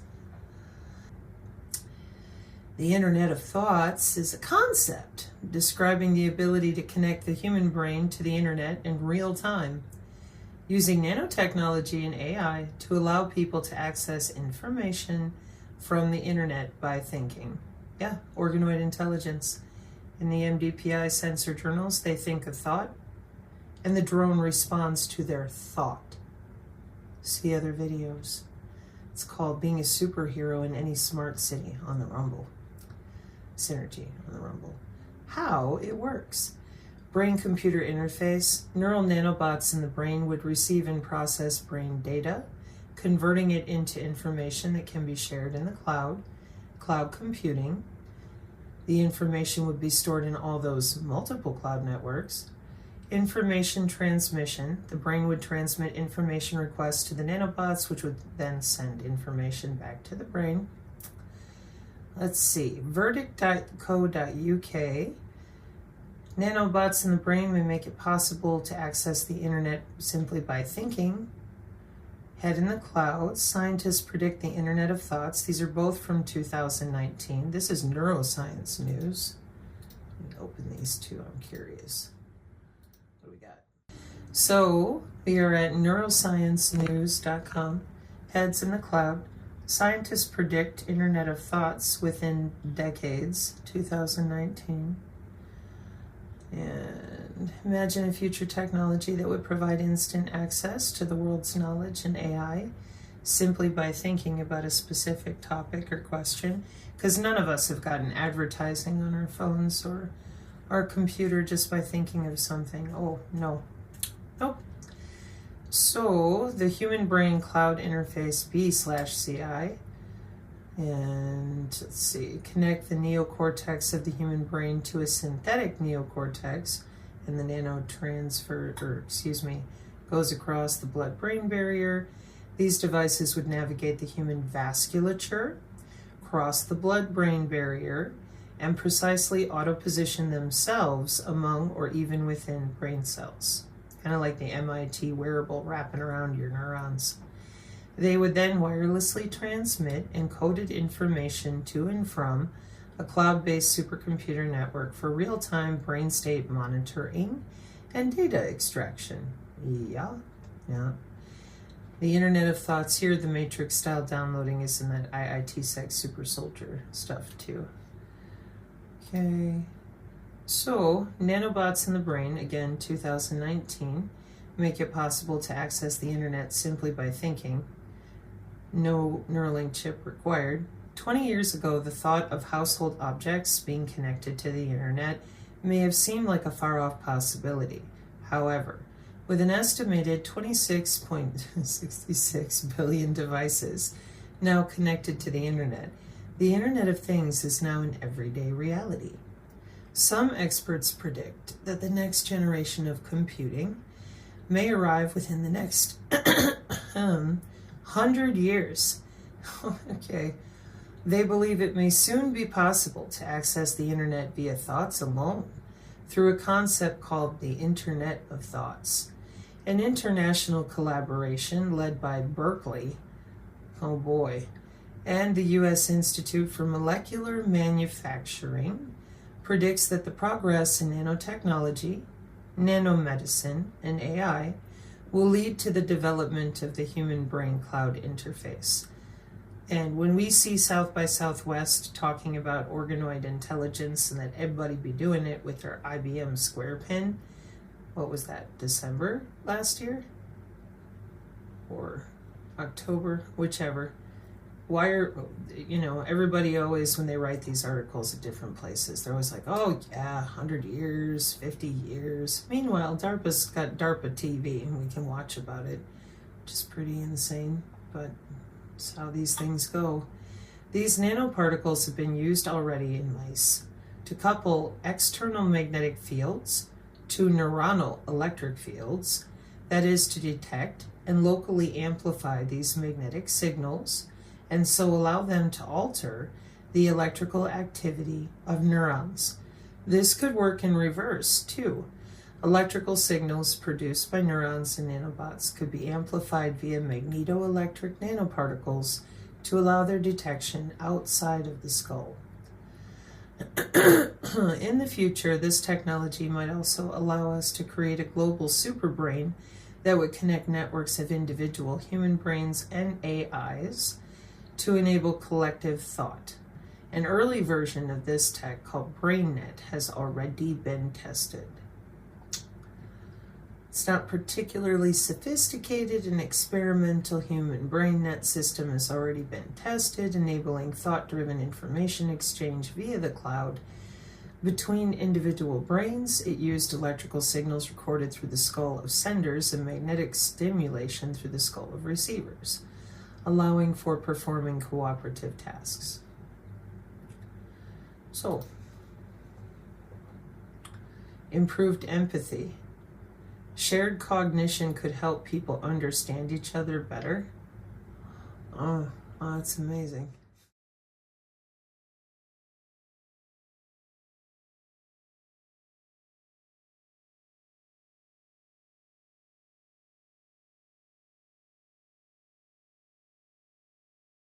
And now they're rolling it out in order to control us. So how are they doing it? They're rolling it out, of course, with the Internet of Things, the Internet of Everything, the Internet of Bodies, the Internet of Thoughts, the Internet of everything. And AI controlling our life forever. AI controlling, micro-controlling our life. And it's the beast. It's a beast system, basically. It's totally the beast six. That's the X. X is the mark of the beast. Marks the spot. And so, yeah, it's the beast system. And basically, it will tokenize everything in reality. It will change our God-given rights-based society to a rules-based order. And whose rules? Their rules. Enforced by who? By AI and robots that they're rolling out. And I've been warning about the AI robot rollouts in 2025 since 2009. So this was a long-planned event where they're rolling the robots out now. They've conditioned people enough to accept it. They've positioned economies and different industries to be able to accept it. Now they're kicking people out who are like harvesting the food in California. Well, who's going to harvest your food? The problem wasn't the people who were there working on your farms. The people who are the cartel, human traffickers and drug runners and covert terrorist people, they are the problem. But the average, immigrant or migrant or whatever you want to call them, that's here to participate in America, they're not the enemy. And now we've turned on them. Although I agree, solidify our border, kick people who shouldn't be there out. But now you're literally sabotaging your own food supply by kicking out the people who actually do the work. Well, the way the system works is they create the problem, then they propose the solution. Right, so by the time everybody figures it out, it's what's going to be the solution, robots. So it's ironic that it's in California, and this is the year they roll out robots. So I guess we're going to have apple picking robots rolling out pretty soon there, Nino. Yeah. So would you say maybe like, oh gosh, it's going to be really hard for me to say something like this, and my audience is going to eat me alive, but Trump kind of just stole the agenda from the globalists. I mean, and made it his.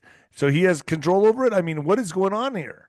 Because if That's a good if this is question, being and rolled that's- out, I mean, if it's still the same thing, just a different method of travel going to the same destination, right? Exactly right. So WEF rolled out with all the arrows and all the hatred from people when they realized what he was saying. And now they've retermed smart cities, freedom cities, and they're going to roll it out in a more covert way. Hold on.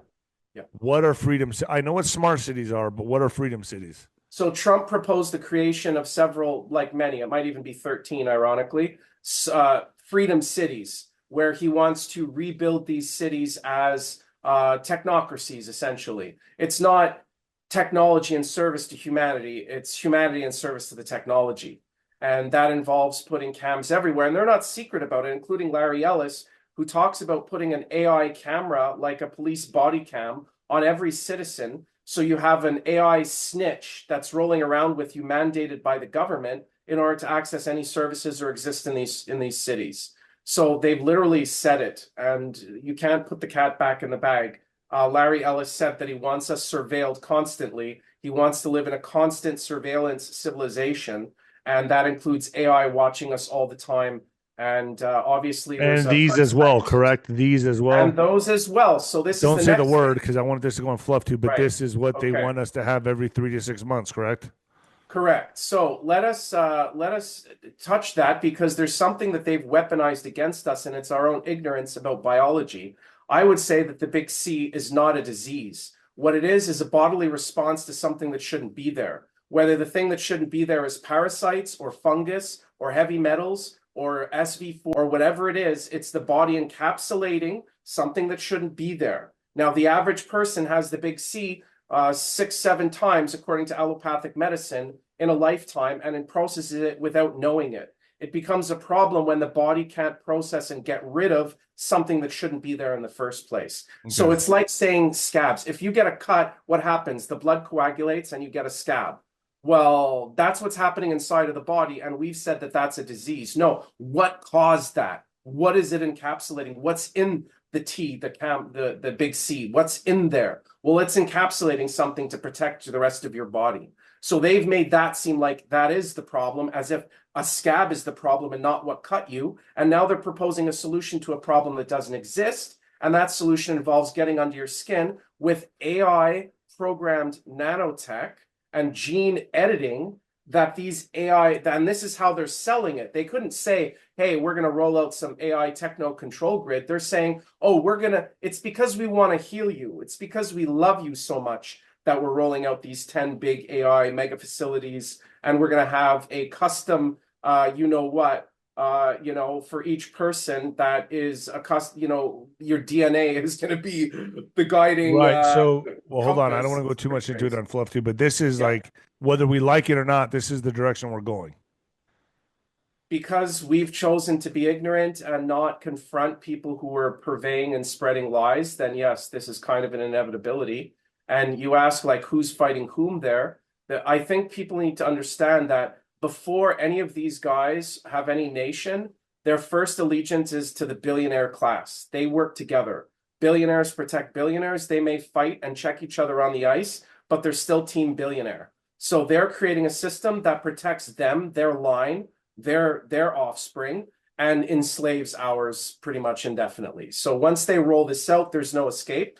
There's no escape because we've already heard Elon say that cell towers won't matter anymore because we have Meta Constellation, Starlink type of control from space, and that each of these AI centers will have their own power source and are not dependent on our power source. This means that they have considered, if people are pissed off, what are they going to do? And they don't want them to have any recourse once this is deployed and any way for us to take it back. So it's like a one-way trap. You go through and there's no going back. What's Constellation? I just got a media team is reaching out to me for Constellation. Is that the AI? Well, no, Meta Constellations are the mechanism to spread the signal from space onto Earth. It's a term that's used to describe groups of satellites working under one global mesh network. Now, there's many different companies that are rolling them out in the tens of thousands of satellites. So that means if you're in the deepest, darkest crevice of a rainforest in Brazil, it doesn't matter. You're going to get hit from space.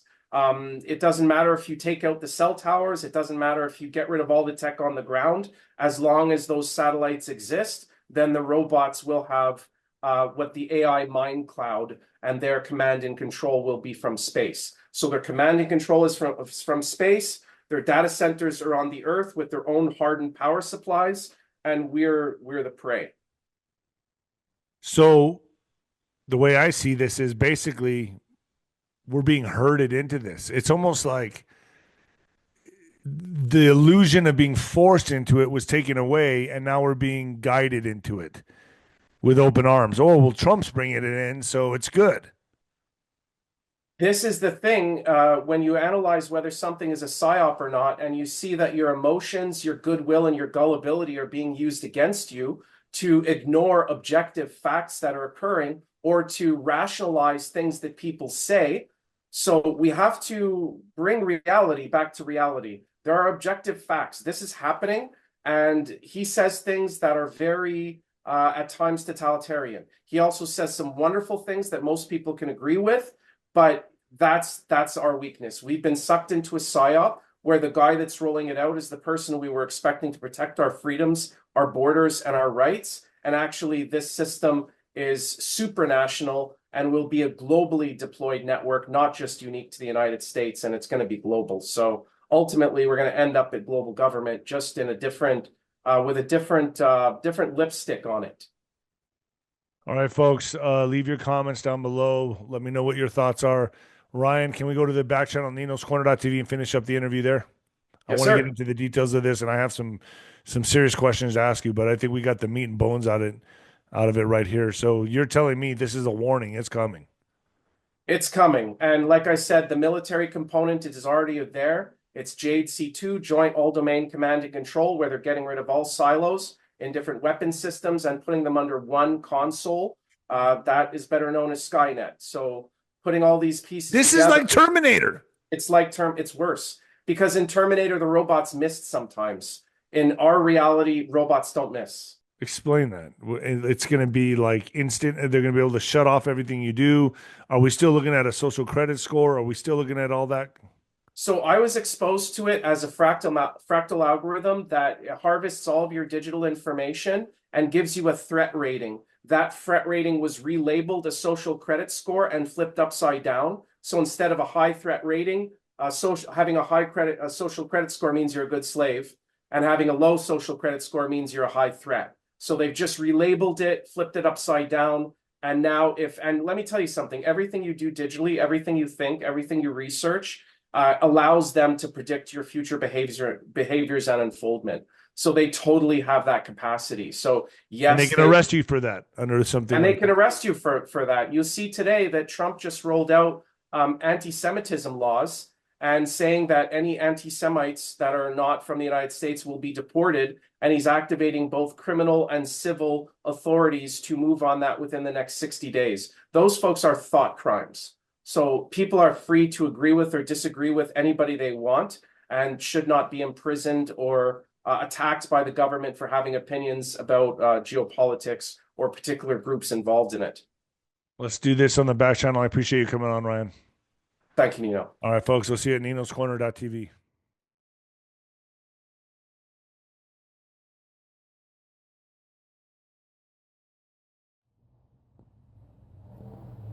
Hey, welcome.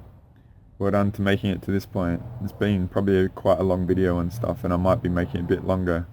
So if I'm interjecting with this part, what I'm going to do is, ideally I've come out some of the components relative to the first two main clips that I was going to use just before the third part, which is relating to this pretty epic being called Whitney Webb, right? You'll probably like her a lot.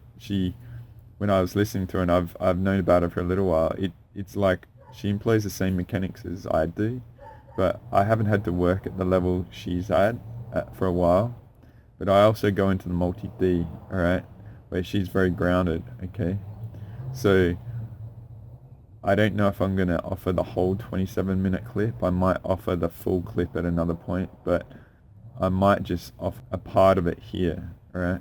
But I'm feeling like offering the whole clip, those of you that are hardcore, it's more of a grounded view of all the stuff going on, but it's very complementary to all the other aspects, right? So she gets more into the political and the players and the two-tier of AI system and stuff like that. That's a bit like Hunger Games that they're setting up, right? And it's all been spelled out for decades, okay?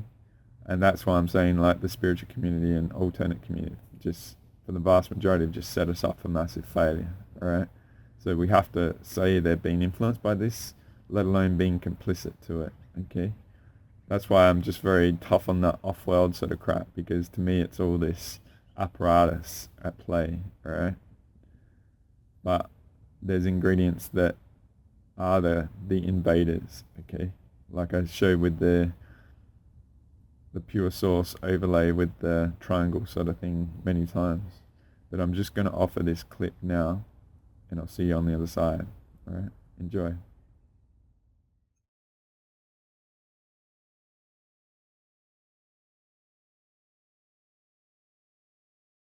Trump has just come into office. Do we think, or I should say, do you think, as we may see this differently, do you think that Trump is somebody who has the elite view of like, hey, the right people are in power, let's make these decisions for everybody else? Or do you believe that he actually sits outside of that system and is actually trying to help the everyday person in the way that he presented himself while he was campaigning? Yeah, so as far as my perspective on Trump goes, it tends to do with the view, it tends to revolve around the view that he is a businessman at heart, and that the focus of his political style, I guess, is deal making. And, you know, I wrote a lot in my book about Trump's mentor, Roy Cohn, who was, among other things, the general counsel to McCarthy during the McCarthy hearings. He was also, you know, a New York City lawyer that represented a lot of unsavory figures, including some tied to organized crime, and also had the ear of Ronald Reagan and top politicians in the United States, and sort of bridged a variety of worlds. And he very much essentially taught Trump the art of the deal, as it were. And, you know, a lot of his Cohn's close associates, like the Pope family, for example, were very politically connected, also connected to organized crime, arguably, but were very much in the business of making backroom deals, and that's how, you know, power, political power in the United States functions. And so, you know, fundamentally, I think a lot of what Trump likes to focus on and promote about his political style is around negotiations, whether those are diplomatic negotiations or negotiations with businessmen that lead to big number investments he can tout to the public, which is, you know, I think part of the impetus behind his having the Project Stargate press conference, you know, at the White House on his first full day, you know, at his second term.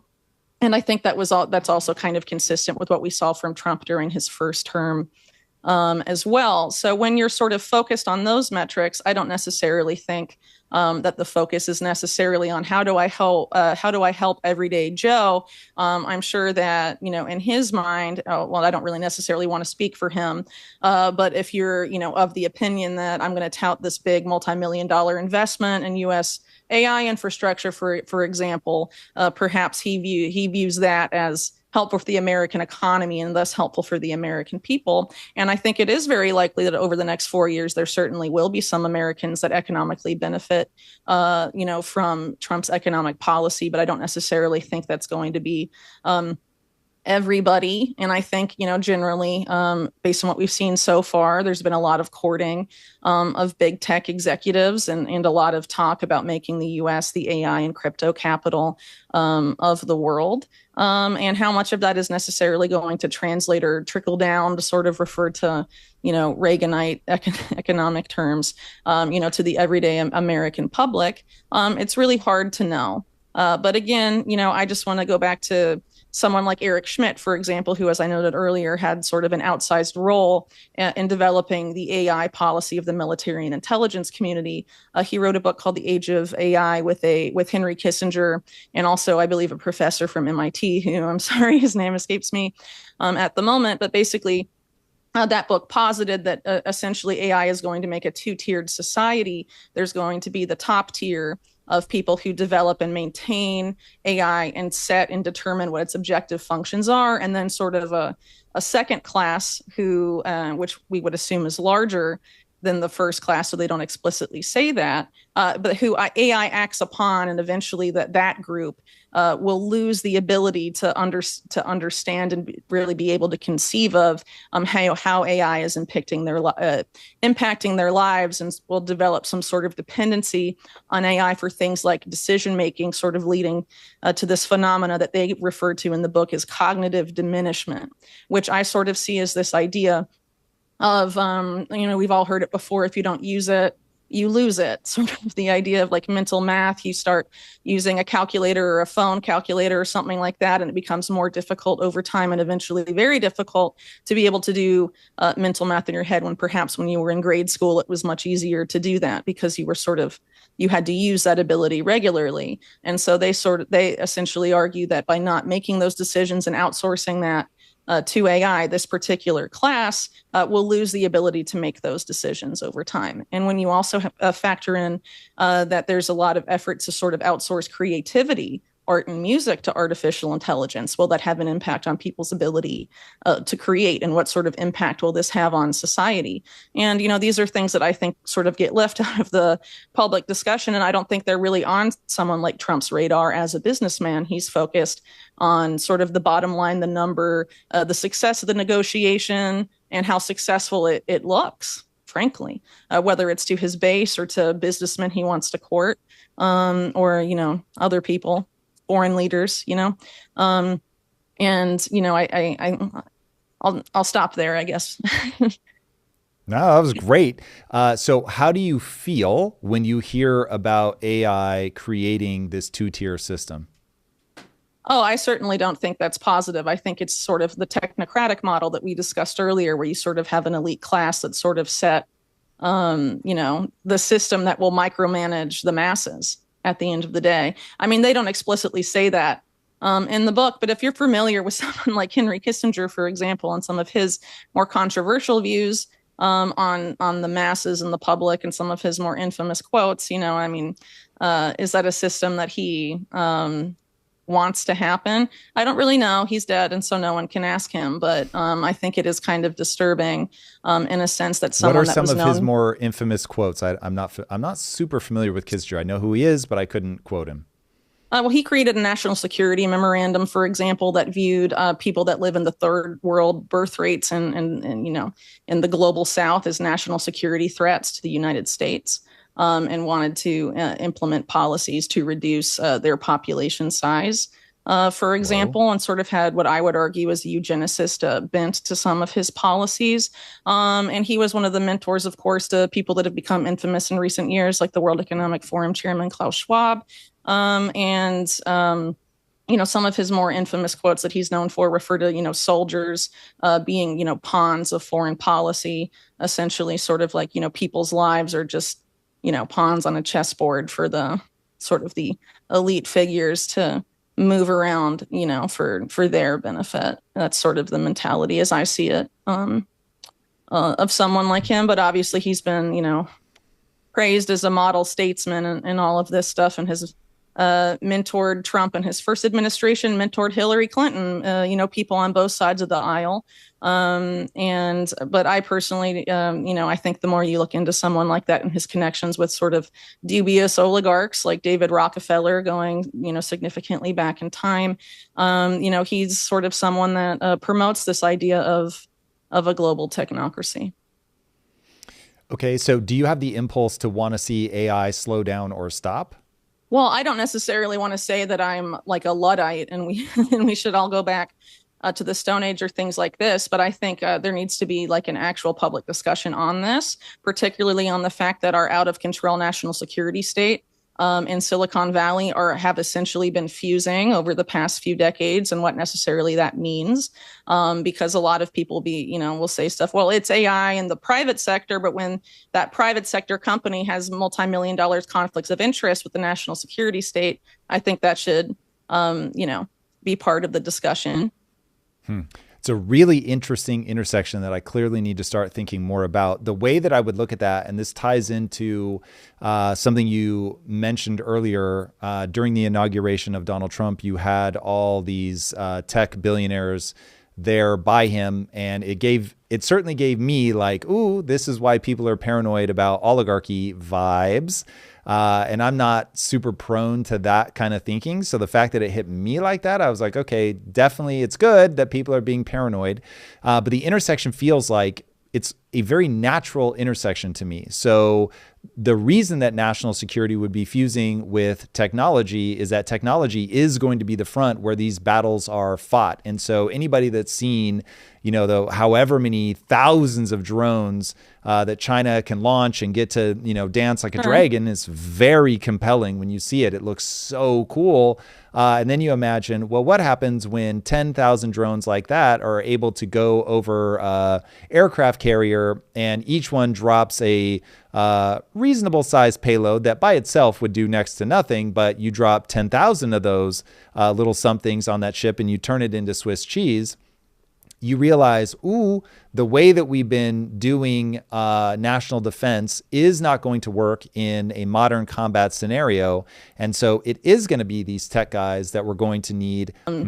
I think these are kind of problematic scenarios that need to be considered. I'm not trying to be a Debbie Downer or poo-poo on on innovation, but I think, civil liberties do matter. And I think people need to be very mindful of that, especially considering, again, the Silicon Valley fusion with the national security state and the national security state's tendency to opportunistically whittle down American civil liberties for their benefit. So first of all, as I referred to earlier with the National Security Commission on Artificial Intelligence and some of these FOIA documents that came out of there is the promotion of the idea that essentially the U.S. needs to do what China has done and replicate this civil military fusion model in order to win the AI arms race.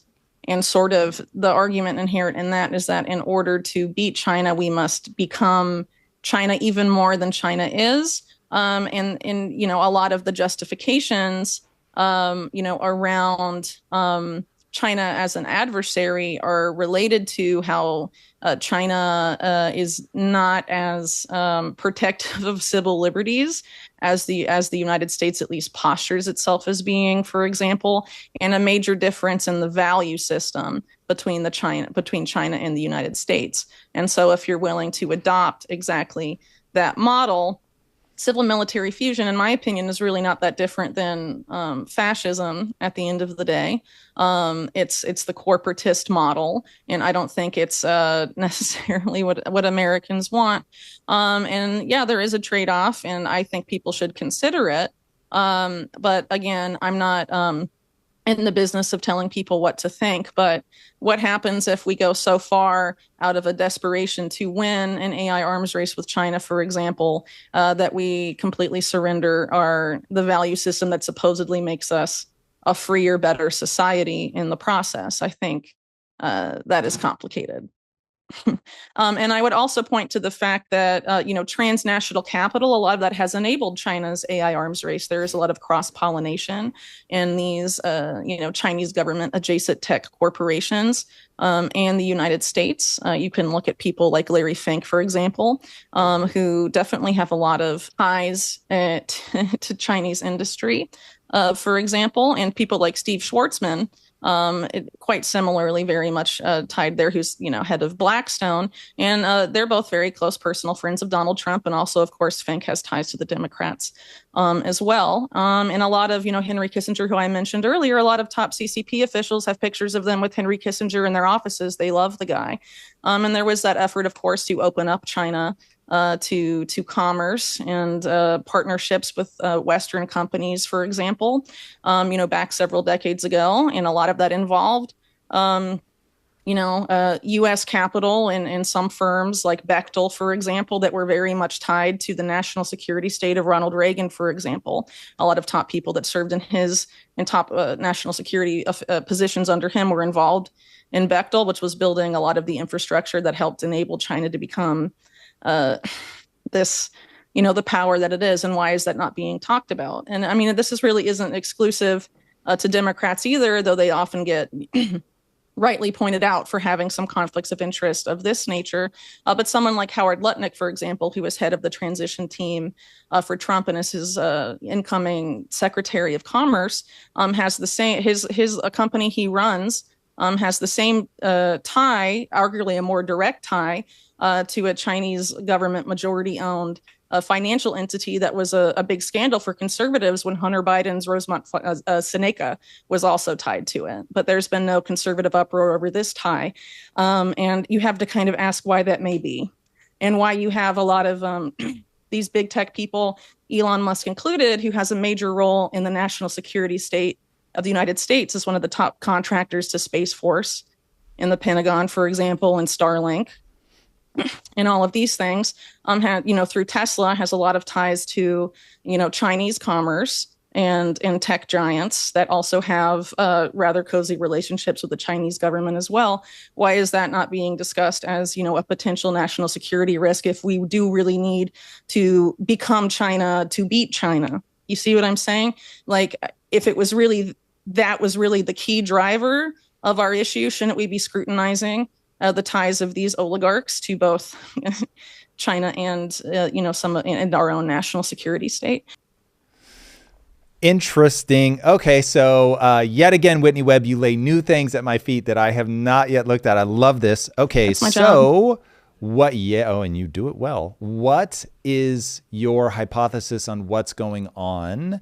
Very generous interpretation would be, well, this is globalism. This is people trying to make sure that there are good relations with these incredibly important international players. And we, for decades, tried to make China an ally, open it up so that we could invest there, that they could invest here.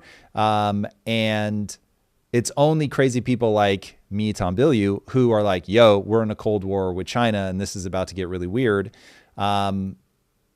What do you think, if that's the naive or overly optimistic view, what do you think is really going on? Is it just personal enrichment? And they don't care, hey, if I'm the Clintons and I have to give China our secrets, but it helps me stay in power, I'm going to do it. Well, so I would argue that one of the reasons, or what we can look to as sort of one of the markers of this whole trend beginning of this sort of bleeding of national security state issues between countries when it really doesn't make any sense. An example I like to bring up is a man named Samuel Pisar. You may know him as the stepfather of Anthony Blinken. He was also a prominent lawyer for big tech companies and a lot of other corporations. Also a very good friend and close relation to Robert Maxwell, Ghislaine Maxwell's father. And he was very active. And what he said was sort of smoothing over relationships between East and West during the Cold War. But essentially what he said in testimony to Congress in the early 70s is that there was the rise of what he called the trans-ideological corporation, where you essentially have the multinational corporations, many of them based in the West, making joint ventures with the communist-owned, state-owned enterprises in the East, Russia and China, and that these were essentially fusing to form an economic structure that was unaccountable to any government in the world. And when asked if he thought this development was a good thing, he essentially said, yes, it was. And that was back in the early 1970s. And nothing was really done about it. And you have to kind of ask why is that? And it's kind of interesting too for those that subscribe to the thesis of someone like Carol Quigley, who wrote many decades ago about this idea of the round table groups and all of that, sort of coming from Cecil Rhodes and Britain, and efforts to sort of remake the British Empire at a global scale through covert means. They essentially, that thesis essentially argues about creating an unaccountable economic entity as the means to doing that, a blob, if you will. That's probably the easiest way to understand it. And essentially, I think what we have arrived at as a consequence of that type of, behavior and situation is a situation where we essentially have the nation states acting as enabling environments for policies that are often drafted at the international level by think tanks. And I'm sure the most notorious of those are things like the World Economic Forum, but there's the Council on Foreign Relations, there's Chatham House, there's CSIS. I mean, there's a lot of these entities around. And, oftentimes Congress people aren't really directly writing the policies they're voting on. They're handed laws. And a lot of, sometimes those are developed from these think tanks, which are funded largely by, multinational corporations, and sometimes, directly by big tech oligarchs like Bill Gates, for example. And those are sort of, shopped not just, in one country, but oftentimes in multiple countries. And so you sort of get multiple countries agreeing to enact the same policy framework for a variety of things. Some people have argued that's why, essentially globally, there was sort of lockstep agreement about what policies to enact in the situation of COVID-19. And also why, ostensible adversaries like Russia, China, the United States, most of the West, all agree about the, sustainable development goals of the United Nations, which if you actually look into the SDGs, a lot of it is about sort of pushing us into this fourth industrial revolution where life becomes increasingly digitized and increasingly surveillable. And really, I would ultimately argue is about the creation of new markets at the end of the day. And a lot of the push for digital ID is in that. And that's why some have argued that this is sort of a policy that's being implemented globally. And it is true, digital ID in particular, sort of, I think the first time most people heard about it might have been in COVID-19, but in the post-COVID era, digital ID has made, has been popping up essentially in every country around the world. So has surveillable, programmable, and seizable money, whether in the form of CBDC or its private sector equivalents. And I think it's fair to say that, in countries like United States, where they don't want to have a CBDC, for example, private sector is going to produce it. And they've done that in many occasions to make it sort of, I think, more palatable to a more liberty-minded public. It's not coming from the state, it's coming from the private sector, but ultimately, the end result in the policy is essentially the same.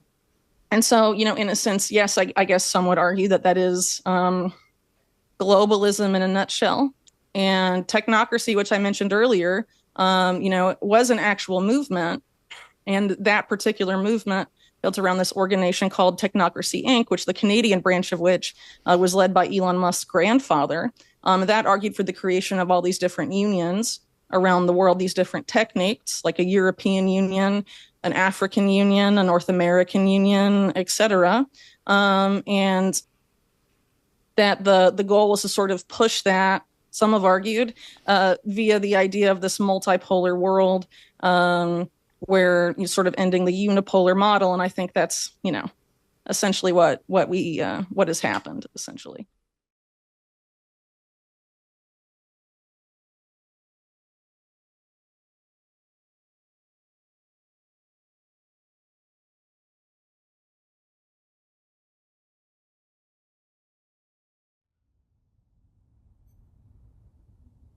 Hey, welcome. Well done for making it to this point. So I hope this Influences Part 7 is a very powerful release for you. Alright. So there's a lot of components I've offered here that ideally are very profound to what's going on. Okay. So hopefully it gives you a lot of clarity. Alright. Ideally it's not going to put you in too much fear, but like I said at the start, alright, we've endured all this stuff without knowing it. How potent is it to know? Okay. And then ideally, from my perspective, the threat is the reanimation of our awareness of all these scumbags, so that it's just a big censorship sort of thing to maintain their control, because their invalidness is, and fate is coming, okay? So there's a very epic linguistic master out there that's very much into sci-fi world and stuff, but I'm offering this, like I said, it's like, hold the discernment very high. To me, I hope I'm wrong with this, but I'm putting this out there because the risk is that this stuff is going on and no one really knows about it, and a lot of people out there are actually supporting it, all right? I'll show you the pure source image quick. To me, so many players are trying to lead us into that, and we've cleared it out and stuff, but as I said, during the week, Earth was definitely under attack, and then we were hacked and that, so that was a new form of attack, alright?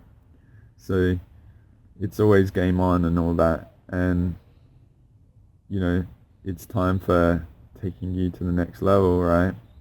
Not many people share my stuff, right? Not many people watch it, let alone even doing the sovereignty declaration. I feel like I've got the solution for all this, right?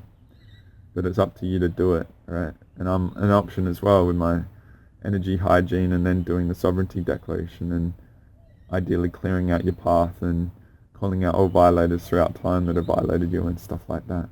So it's up to each individual. Like I said at the start, it felt like a lot of people have shot themselves in the foot to not be in a responsible state, right? And a lot of our peak awareness time is gone, and it's clutch time, because these guys, they're never going to let up, right?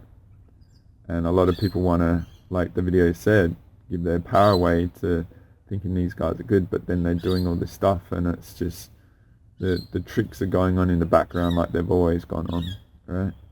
So just hold your discernment very high. I wouldn't trust anything out there, and I would discern the people in the spiritual community and alternate community very high. Like, really, what does exploring all that stuff offer? You know, there's like raise your vibration sort of stuff, or you are light and all this crap, alright? To me, they don't really help, alright? It's not there to really solve anything, okay? So ideally, this has been probably a pretty tough video, but it's from my perspective, aimed to be a very potent one at getting you really solid in what is going on, right? So I'm just going to round it out because it's probably going to be a long one. I don't know if I'm showing the Whitney or how much of the Whitney clip or the whole thing. Ideally, I'll probably put the whole thing in just so it's there for you guys that are hardcore, but I might refer to it many times, and ideally I'm going to link all three of the clips of the sources and stuff so you can go after them and look at them. You know, the mesh satellite network and the internet of nanotech and internet of thoughts and internet of bodies and stuff. Sabrina Wallace is epic, right? She's beaten up and gone through a lot, and just seeing how many people don't give a shit about this stuff when it is game on, and all the fake spirituality and the internet of thoughts, and that's what people are run by and stuff, and all the channeling and all this sort of stuff. So ideally a lot of this stuff is unsustainable. I really do hope I'm wrong with certain variables out there, you know. Ideally society's going to improve, but also I feel like a lot of these players, they're just been our enemies for such a long time, and they've got a lot to answer for, and they're just trying to cover their ass as criminals, alright? So a lot in the spiritual community, the people I dealt with, they were trying to mess with me so I wouldn't work out what they've done in the past, and I would love to talk about it, alright?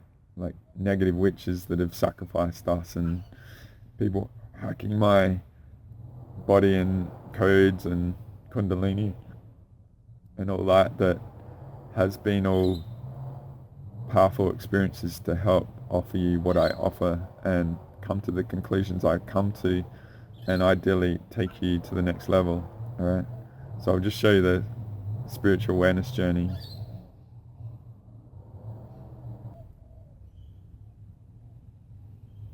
So if you watch part 4 of my influencer series, the first one of the Invader network sort of thing, I had a lot of really cool clips and images in there, right, relative to what I offer.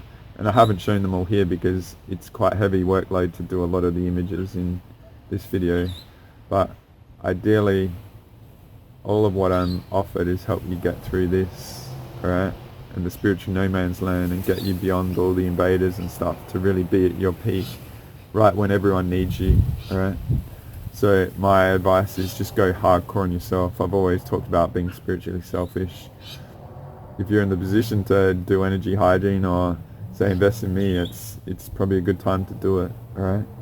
But I feel the solution isn't in this world. We've got to engage our multi-D, alright? So that might be a big leap of faith, if you will, relative to all the mechanics I offer in my sovereignty declaration. But I really hope that this has helped you realize how much we've been up against. We've never had any idea, and it's not pleasant to know, but having this context with all the same mechanics that I've worked out, alright, and imparted over the years, if you've taken that on board, it's probably coming to a peak time, a next level for you. So hopefully when the going gets tough, the tough get going. When the going gets tough in this world, the pure get lit, alright? So, as I said at the start, perhaps it's going to be quite shocking to see this, but to me, I was trying to initialize that next level in you, back against the corner. It's like we're at our best when things are worse, sort of thing, alright? So, I hope you take a lot from this, and I really hope that you do a measurement of, if you watched Influencers Part 4 a year ago and measure yourself now, how much you've grown, how much wiser you are, how much we've discovered, right? How much we've achieved, okay? And how epic we are in all this, alright? How rare and precious we are, okay? So I'm just going to round this out. It's going to be quite a long one, but I hope it's a very rich one for you. I hope you get a lot from this. As I said, it's unfortunately not that pleasant, and there's a lot of really harsh stuff going on in this world. But I feel like, as I said, the stuff that was going on with Earth, it was like they wouldn't do it unless we're a threat, and the threat level must be epic. And so part of me doing this now is just like, well, you're going to do that, then it's like, you obviously don't want me to do this video, so it's exactly what I'm going to do at this time. So those of you that really, a few of you out there that have invested in this and take it on board, alright? Like I said, a lot of that nanotech is pretty horrendous, okay? Maybe I'll just show that image again, okay? Ideally, with the information I've offered here, you're able to splice it up, and once you get back coordinates of it, you'll be able to negate it and get through of it, right? And as I said about the possession and stuff like that, the oversoul hacks and everything has been done, like the kitchen sink have been throwing at us, and new strategies have needed to be implemented and stuff. And I feel this whole Stargate of David sort of stuff is because we are an epic threat, and they're worried about us busting us, alright? And trying to complete their agenda for Earth and stuff like that isn't going to happen, okay? So I really hope this inspires you to be thorough and be vigilant and do the sovereignty declaration and suggest it and get people to do it as well and light up with it. And maybe a lot of other people around you will be asking, what are you doing and stuff, and recognize where you are with it and all this sort of stuff, right? By your effort and investment in yourself. But yeah, there's a lot of stuff being done. I haven't shown all the images I wanted to, trying to shorten the video and stuff, but I would go back over all the influences sort of stuff and much of the stuff I've said over the last 12 months, alright? So I'm just going to round this out. So thank you for being here as always. It's always an honor to be able to share my perspectives in this way, and I don't really talk to people and stuff like that. It's, trying to have a conversation with this. No, I don't really feel that many people other than those I know, and they're smart enough not to be public, right? That are across all this and in the trenches at this level and stuff, they know what's going on. We're really, in a humble way, so far beyond everyone else at the moment. It would be nice to feel rewarded, but it's just more responsibility, and then you feel isolated because how can you have conversations with people and stuff because they're so bogged down with, you know, what they're willing to accept rather than the what is, right? Like governed by the narrative 3D stuff and not appreciating the vastness of everything going on, so very vulnerable to it. And we're all wanting to do the best for everyone else and stuff like that, but they've got to really possibly go through hard stuff to really trigger them to challenge their reality and stuff like that. So ideally this helps you have a much smoother journey, helps you clear out, but just that self-awareness of it, that's a good defense of it, and it really empowers you to see through all the BS going on and hold everyone to account that's misguided you over the years and stuff. So I thank you for being here. Thank you for allowing me to be a part of your journey. I hope you get a lot from this and go visit all the stuff I suggested, alright? And I'll possibly employ these clips and stuff at another time to offer another reference of it, because I'm aiming for this to be a really big download, and there'll be more potentials with them in the future. So thank you for being here. Thank you for allowing me to be a part of your journey. I hope you get a lot from this. I hope you're come out this week and weren't getting hammered by her too much, and you felt a lot of clearance from the earth panic I did during the week, and really take you to the next level now, guys. Right? Best of luck. Keep being relentless and epic, and until next time, Andre, the brat from down under, out.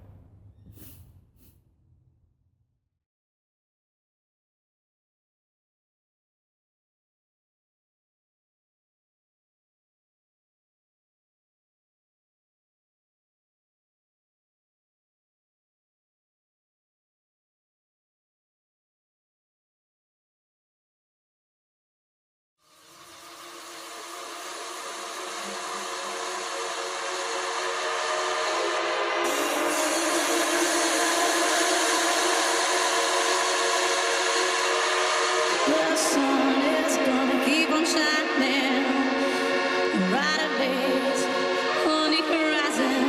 My love for you always keep on rising. Everything's gonna be alright tonight.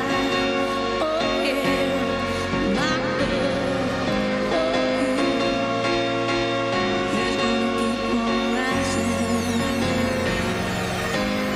The sun's gonna keep on shining, bright days on the horizon.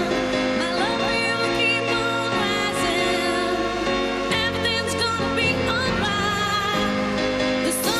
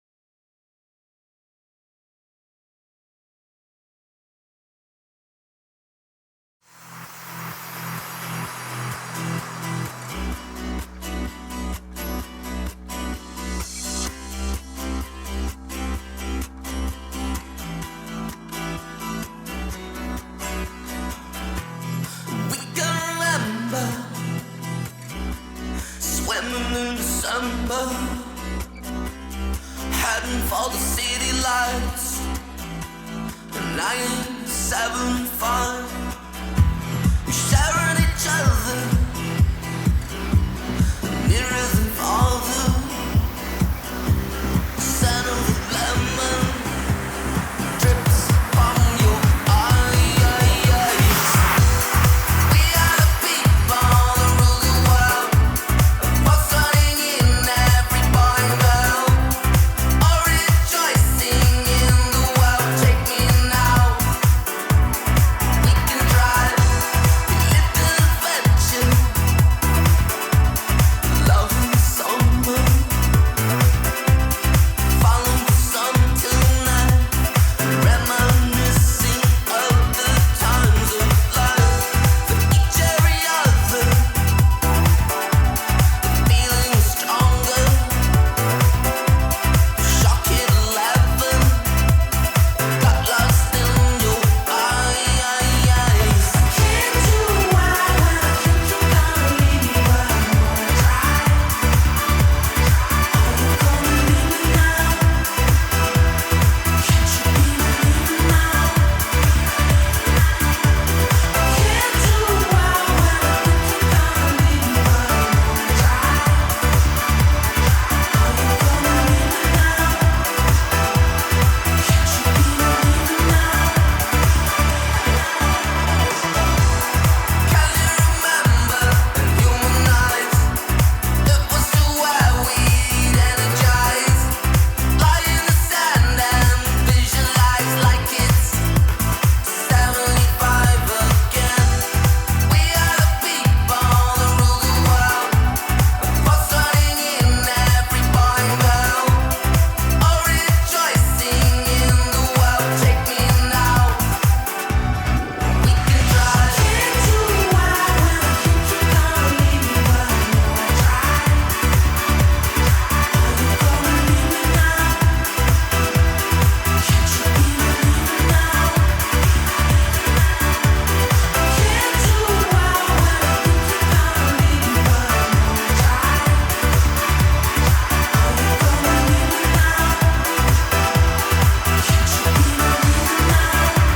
now? Can't you be believing now? Know everything about you, know everything about me, know everything about us.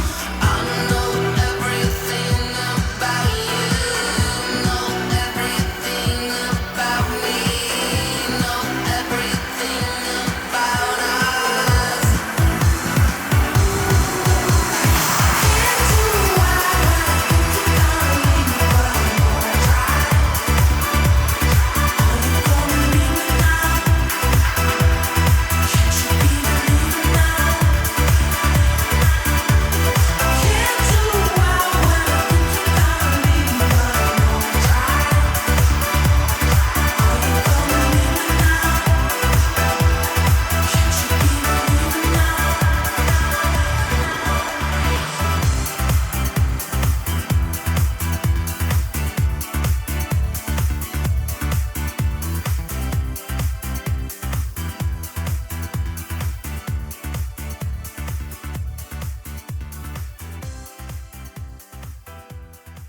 now?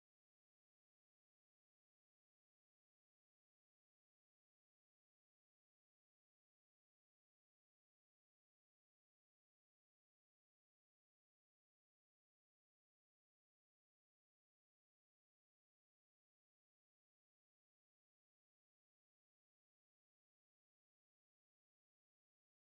John Lilly once put it this way: there are no limits at all to the human mind whatsoever, except those we impose on ourselves because of our beliefs. And those limits are also beliefs to be transcended. And that's a view that suggests that the possibilities of human transformation are virtually infinite, that we have no way of knowing the outer horizon of what it means to be human.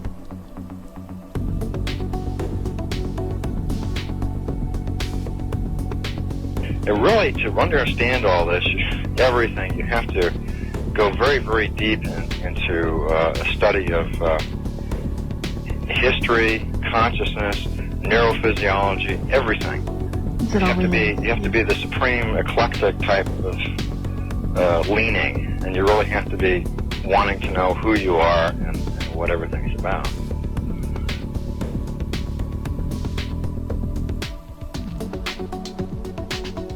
And the thing that you'll find when you go to sacred sites, if you're very humble about it, is that you are on a personal journey, and the sacred site will respond to you in a way that is appropriate only to you.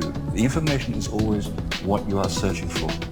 And it's the intent you give that energy that defines whether it is used for right action or not. And it is inside these sacred spaces that you will be reminded that you are a god, that you are a bright star. So what you're trying to do is move through the course without ricocheting off walls or creating karma. You're trying to slide through things smoothly. How do you do that? It's called flowing. There's a technique that you can do that will allow you to touch some part of your inner being that has more knowledge than your conscious state does.